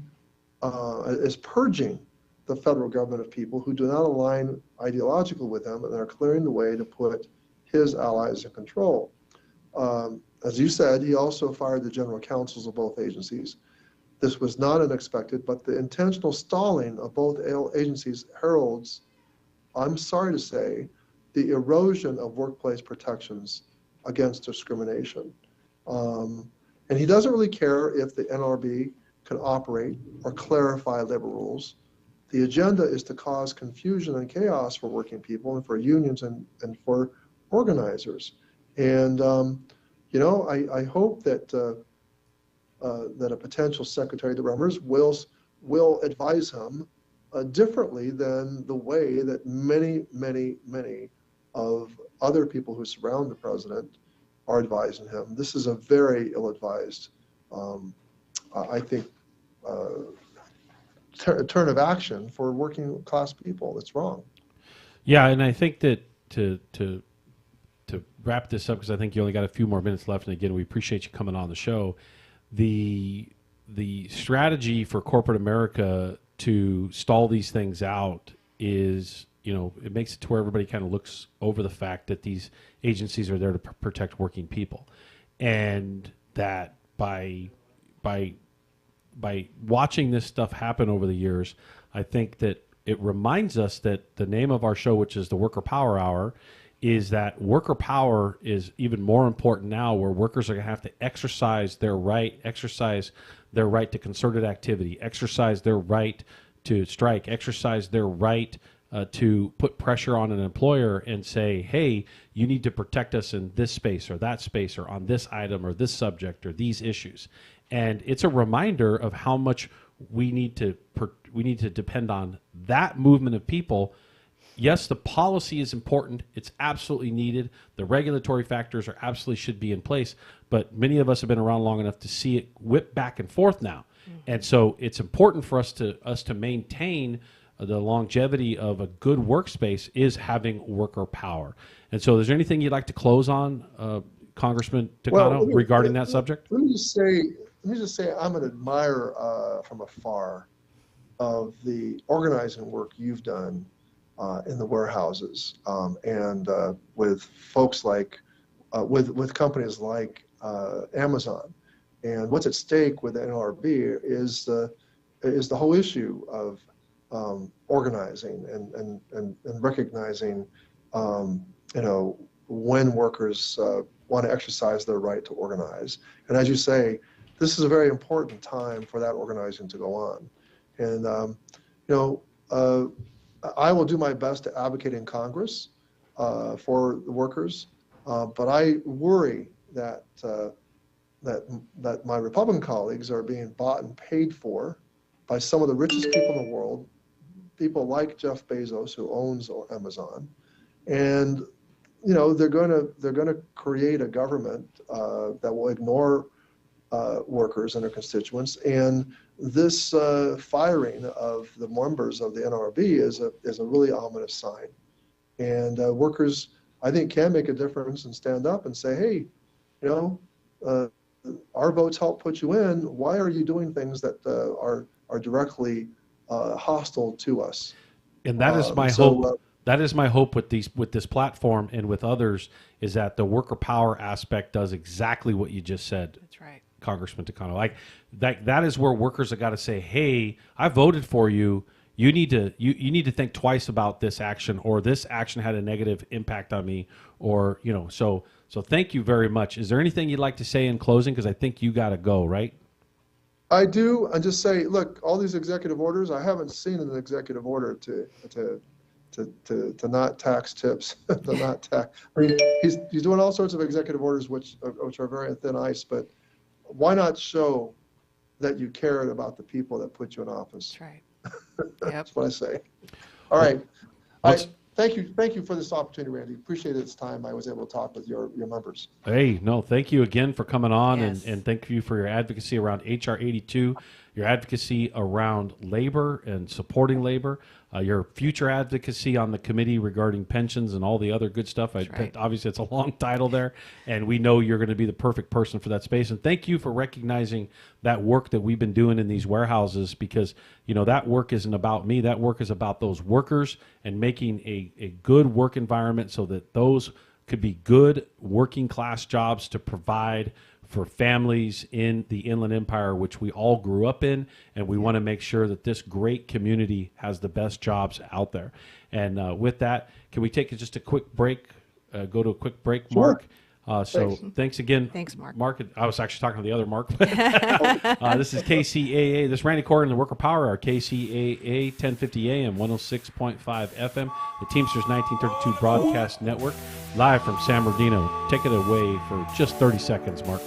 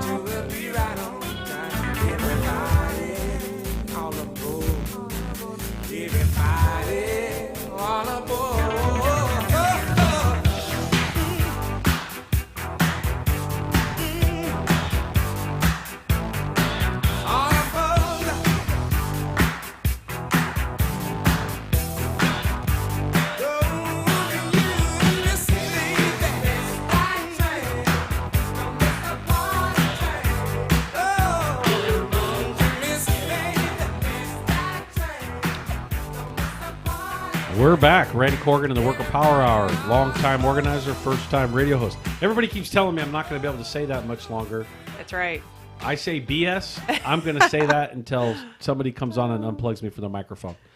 10 years from now, if I'm still doing it, I'm going to say long-time organizer, first-time radio host. You know why? Because I've been an organizer a lot longer than I've been a radio host. That's a good point. So That's for a good every point. year that I do radio host, I had another year as an organizer too. That's right. So it's going to be really hard. I will always have been a much longer time organizer that's a good than point. a radio host. So quit telling me I can't say this. He's a that natural, poor right? horse. You're going to ride it till it's dead. Absolutely.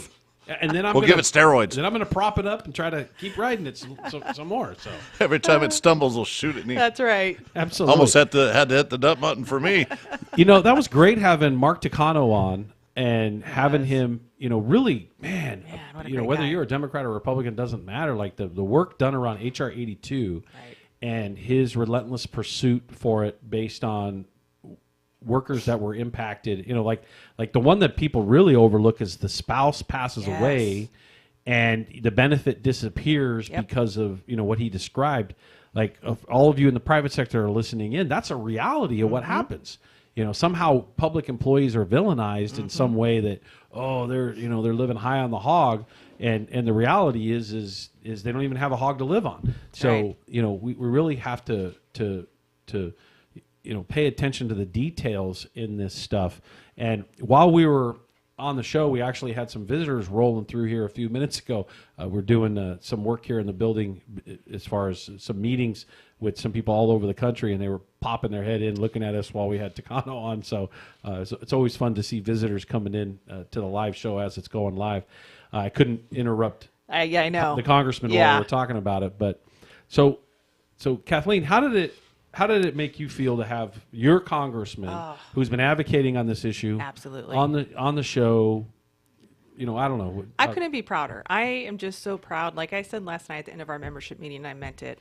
with all the negativity going on in the world today, I hope this local will be that beacon of light for folks. That what we're doing here. Not gonna hope, we will be. That we beacon. are. We are that beacon of We light. are, and I couldn't be prouder. I couldn't be prouder to have him on, and prouder of my coworkers who all did what they needed to do, and they contacted their congressman, and they insisted that they bring this bill back out to vote, because they pushed this bill every year for 40 years into the House of Ways and Means as a way to just kill it, and it worked for 40 years. So I just couldn't be prouder. I couldn't be prouder of him standing by, signing on that bill every year. I can't even remember how many times, he was a part of it, but it's been a long time, and just couldn't be prouder, and thanking him personally, because it impacts a lot of our members, and we have some very, intense stories behind Yes, HRH too. very much so. Yeah. And on a lighter note, apparently I'm sponsoring a Cake for the Car show. Oh, I love it. I like it. Oh, it's going to be from the Escape. Irish CrossFit. Somebody Irish said, CrossFit. Oh, I hear Randy's going to sponsor a Cake for the Car show. And then I also, someone asked if they have the Wagon Wheel pizza at oh my gosh, at Escape. The Wagon Wheel is a huge pizza at a place somewhere far away, and that person is taking a nice little dig because would that be Ralph? No, it's actually Scott. Scott's taking a shot because he went and bought a bunch of Wagon Wheel pizzas when there was only about 5 or 6 of us, and a Wagon Wheel itself will feed like 20. And we had pizza coming out of our ears for. I wish I was there because I could have helped you out. Let me tell you.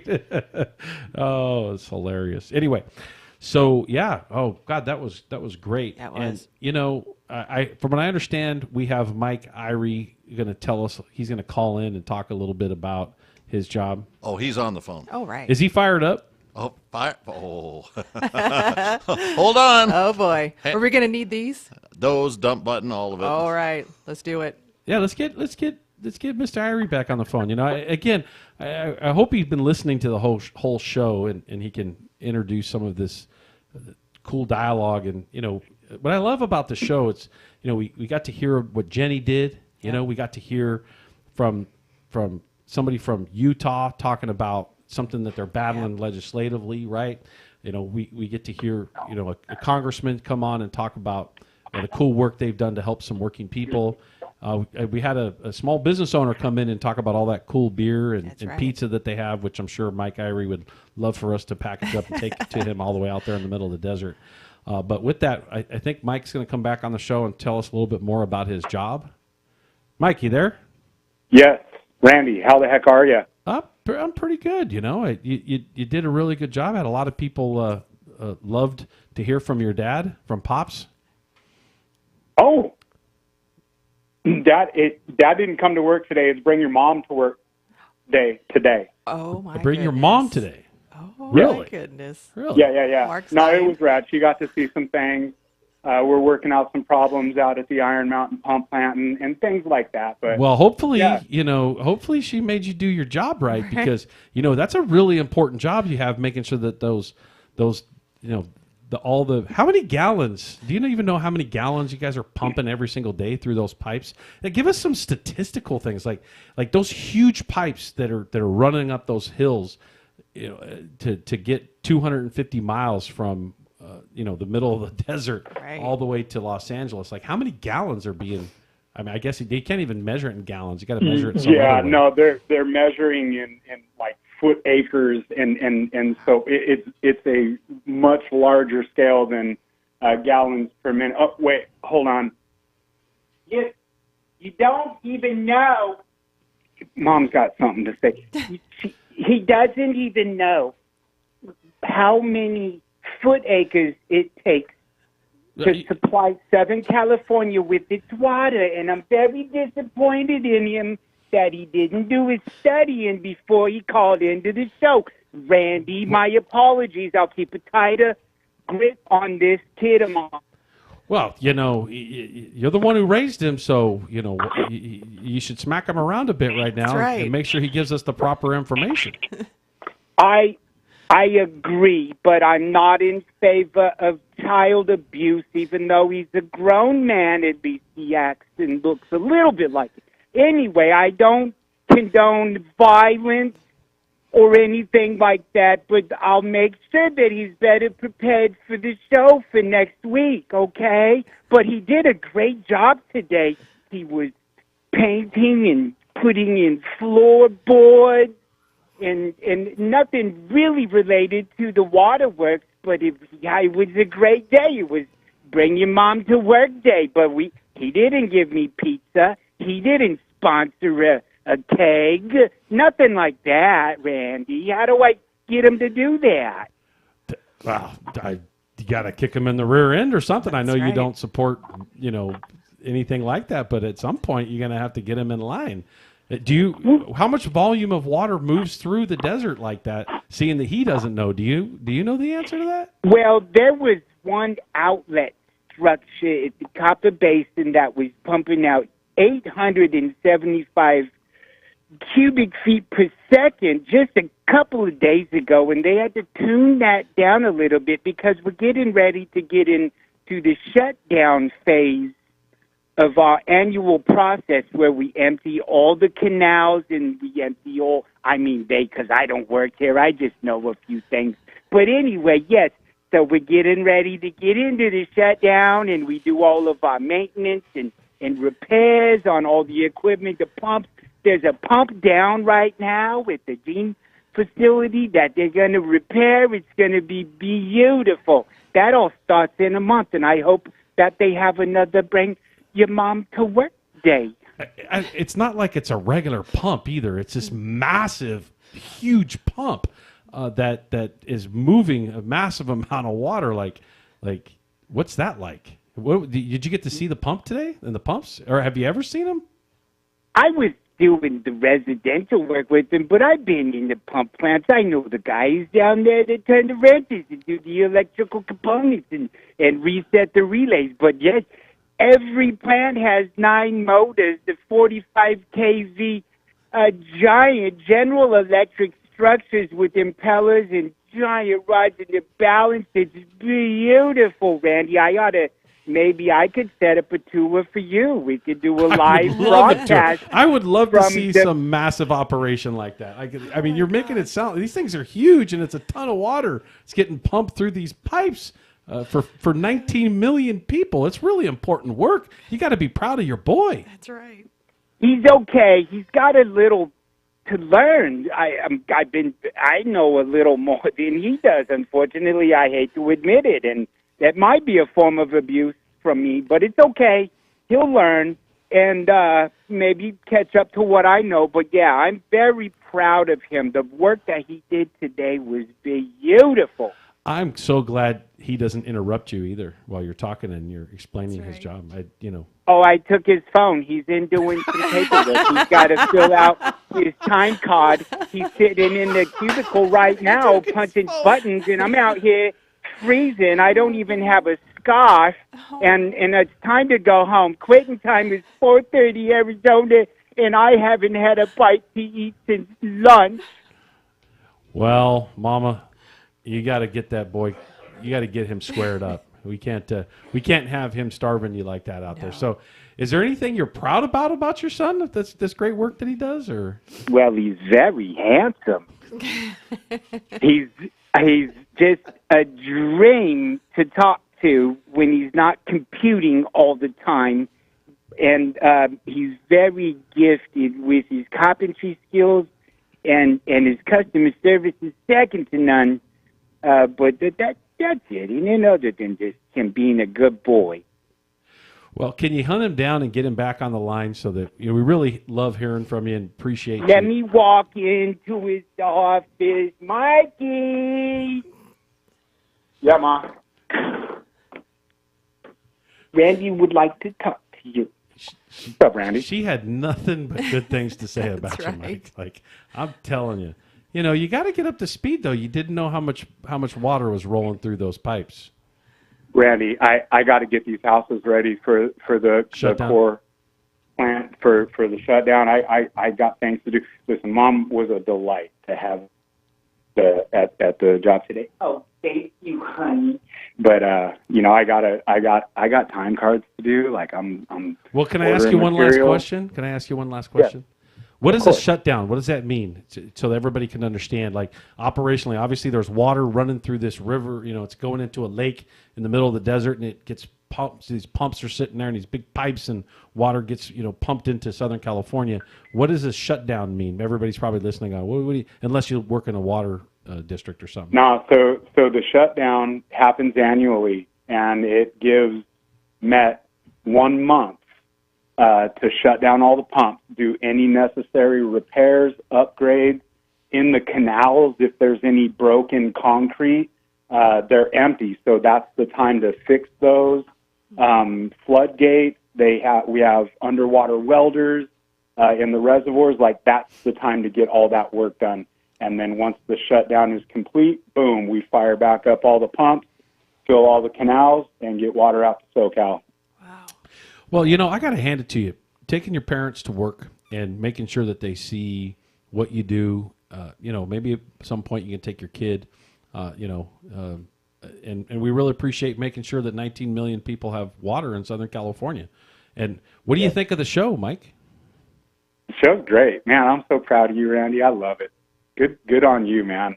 And good to get the word out there and represent the workers. That's what it's all about. Were you listening when Escape Brewery was on earlier? No. Wait, whoa. You said brewery? Right. Yeah, you probably were a little busy. So we had a Teamster Advantage partner come on, Escape Brewery, and apparently, she was describing all these different beers and it's not just, I guess you can get it canned there. They actually can it there and you can grab it and take it. They have great pizza and all kinds of stuff. So next time you're over in this neck of the woods, you should go visit that Teamster Advantage partner and make sure that you test out that beer and pizza. I love everything you just said right now, Randy.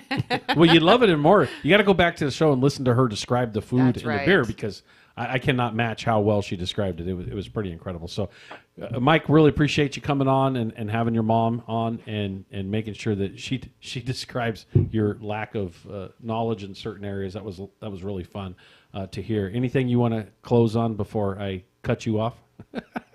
No, Mom, you have anything for Randy? No, just tell him to have a wonderful, wonderful evening. You just did, Mom. Good job. All right. That's it, Randy. That's all I got, Bubba. All right. Thanks. Keep that water flowing through the desert there, Mr. Irie. Really Count on appreciate that. it. Yeah. Just not next month. That's true. That's right. That's a shutdown month, right? Yeah. Okay. We'll have to bring him back on when he gets a chance and have him explain. Because what I'm curious of this question is when the water shuts down through the pipes and the canals and all that stuff and the shutdown actually happens, I'm assuming what they're doing is they're working off of the reservoirs. Right. And so what they're doing is they got to fill the reservoirs up, and then I'm assuming that the time that they're drawing from the reservoirs is the least amount of draw time in the system. But maybe later on, hey, if no one really likes him coming on talking about his job and having others, in his family explain, or who else, maybe he's going to have a supervisor looking over. So I have no idea. It. This guy and his impressions are they crack us up. I hope that all of you listeners enjoyed it as much as we did here in the studio. My face hurts. Laughing. I can't breathe. My face hurts. I was laughing. I couldn't stop. Oh my gosh. Oh my goodness. That What was your favorite part of that, Mark? Oh, his mom. Oh, just taking over the whole conversation. That's right. Yeah. My favorite part was, how come he doesn't interrupt you? I took his phone. I took his phone, yeah. Oh my God, I love it. I took his phone. I love it. And that guy does that at 6 a.m. Oh, boy. We've rolled out to do something together before, and he'll roll up, and I'm like, I got a half a cup of coffee in me. I ain't ready for anything. Yeah, And Mark's he not just a morning person, by the way. pops off, and you're like, Oh, geez. okay, Mike, it's way too early He's for that. a riot man. What a fun guy to be around. Oh, he's he always is. like Yeah. that. He is a lot of fun to be Always around. like that. Yeah. Well, with that, we've got some news, I think, to report on. And we touched a little bit on it with Mark Takano, the issue regarding the Jennifer Abruzzo and others at the NLRB and the EEOC being terminated yesterday morning. And obviously you heard that look, my perspective on this is we have to hold any administration accountable to protect working people. That is what unions stand for. And the difficulty in terminating Abruzzo and dealing with the aftermath of what legally that means and how that's going to happen is there's going to be a legal challenge to say you can't do that.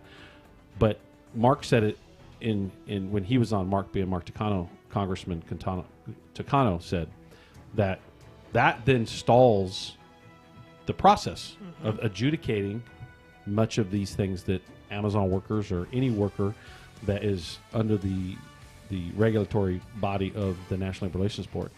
And so this is a big impact, and there's a lot to be dealt with. But it's also a reminder that we cannot depend on these regulatory bodies for everything. We have to depend on ourselves as workers, and we're not just going to sit here and be like, oh man, I'm mad, I can't believe this person did this and did that, and we can't be depressed about it and to a point where we don't engage and we don't do something about it. And so if you voted for the president, or if you didn't vote for the president, it's important to call your congressperson, it's important to call your senator, because Congress does control the National Labor Relations Board. The National Labor Relations Board actually works for Congress. And the legal arguments that are happening is that there are certain entities which are really led by corporate America, big special interest groups of corporate America.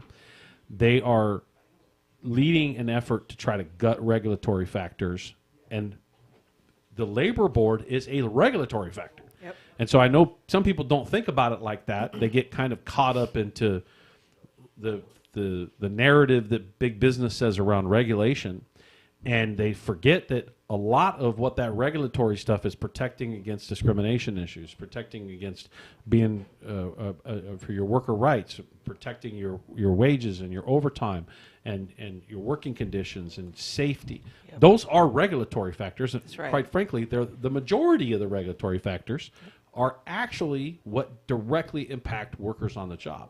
And so the effort of corporate America to capture our government in this way may be celebrated by some, but if we're working people, we need to be very concerned of this. Absolutely. Because whenever a company tells me I'm trying to become more efficient, I get it. We want a company to be efficient and profitable and pay people well. That's it. Yep. Period. So if your argument is to pay people well at the top of the pay scale, to be efficient and make sure that you're safe and operate within the regulatory bodies or factors, then let's talk about making adjustments to regulatory bodies or the function of it. But don't do it at the cost of workers. So I think about these Amazon workers whom Jennifer Abruzzo and others that were terminated are advocating and actually arguing on behalf of those workers against Amazon right now. That's right. They have actually filed complaints against Amazon by the hundreds, and they are pressing Amazon. And again, I'm using Amazon and this one company as an example because it's so recognizable. And that pressure that the National Labor Relations Board is putting on it, I bet you Jeff Bezos was, hopping and skipping yesterday and today. Absolutely. Thinking that, oh, well, great. Well, I don't have to deal with, I'm getting some reprieve now. Maybe that's why he flew down to Mar-a-Lago and dropped, a buttload of cash on the inauguration. So the reality is we have to be cognizant of how much control corporate America has, because if we get caught up in their narrative, a lot of times it's for their benefit, not for workers' benefits. That's right. Most of the time it is. As a matter of fact, I have yet to see a regulatory factor or any rule implemented in Congress over the last 100+ years that was beneficial to workers more than it was beneficial to a corporation. I've yet to see them do it. I've yet to see them author it or sponsor or ask a congressperson or a senator to sponsor it. If I'm wrong, please point to one that has been put in place that I've missed. And if it is happened, it's very rare. I don't think it's happened. So it's really important to talk about this. Yes, it is. Because elections do have consequences.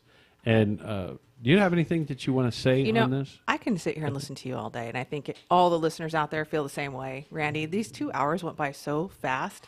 I just appreciate you bringing these things to light. And at our membership meeting last night, it was a gut punch. First, we got the Amazon workers we got to talk to, and they got to speak and talk to us. And then right afterwards, we were notified about this, firing, and it was just a gut punch. And a lot of the members afterwards were just really worried about these Amazon workers, which is great to see because we have to start caring about each other again. And maybe these type of things are going to force us all to come back together. I think that's part of where this country is at right now, is because people just stopped caring about one another. And hopefully this will force us all to come back together and start caring about one another again. And well, you're right. I think what it is we have it all. We have it in us all, and what we have to do is reach in and make sure that we appreciate that. We appreciate one another's space, and we thank people for what they are doing in a positive way versus kind of the other stuff. That's right. So thank you for saying that. I really appreciate the professional back scratching here. You got it. As some would say.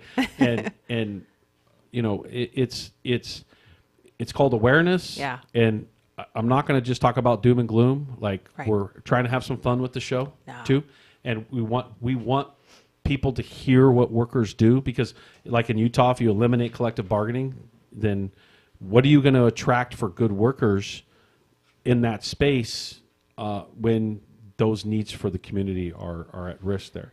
And so very quickly in Teamsters 1932 news, Slow Bloom joins Teamsters 1932 union contract there. The Slow Bloom in Redlands is now Teamsters. It's a co-op, and they were originally Augie's Coffee, but after workers faced fierce union busting, they formed their own successful co-op where workers have built a democratic pay structure in a labor empowerment model, and they are Teamsters, and they have a Teamster contract. This is a perfect example of what workers can do and how they can take control, and they actually built their own coffee shop. Love it. Congratulations to them. This is the Worker Power Hour, and I remind you that we are building worker power in the Inland Empire. And as we wrap this 2 hours up that flew by with all of our guests, we really need to pay attention to how do we build worker power. We talk to our friends, we talk to our neighbors, we talk to our family, and we talk about all the positive things that unions do and that what we can do collectively by working together and doing collective action and concerted activity to hold employers accountable so that we get a fairer shake. That's right. And so this is Randy Corrigan, the Worker Power Hour. I am a longtime organizer, first-time radio host. This is KCAA 1050 AM, 106.5 FM, the Teamsters 1932 Broadcast Network, airing live from San Bernardino. Signing off. See you next week. Take it away, Eric.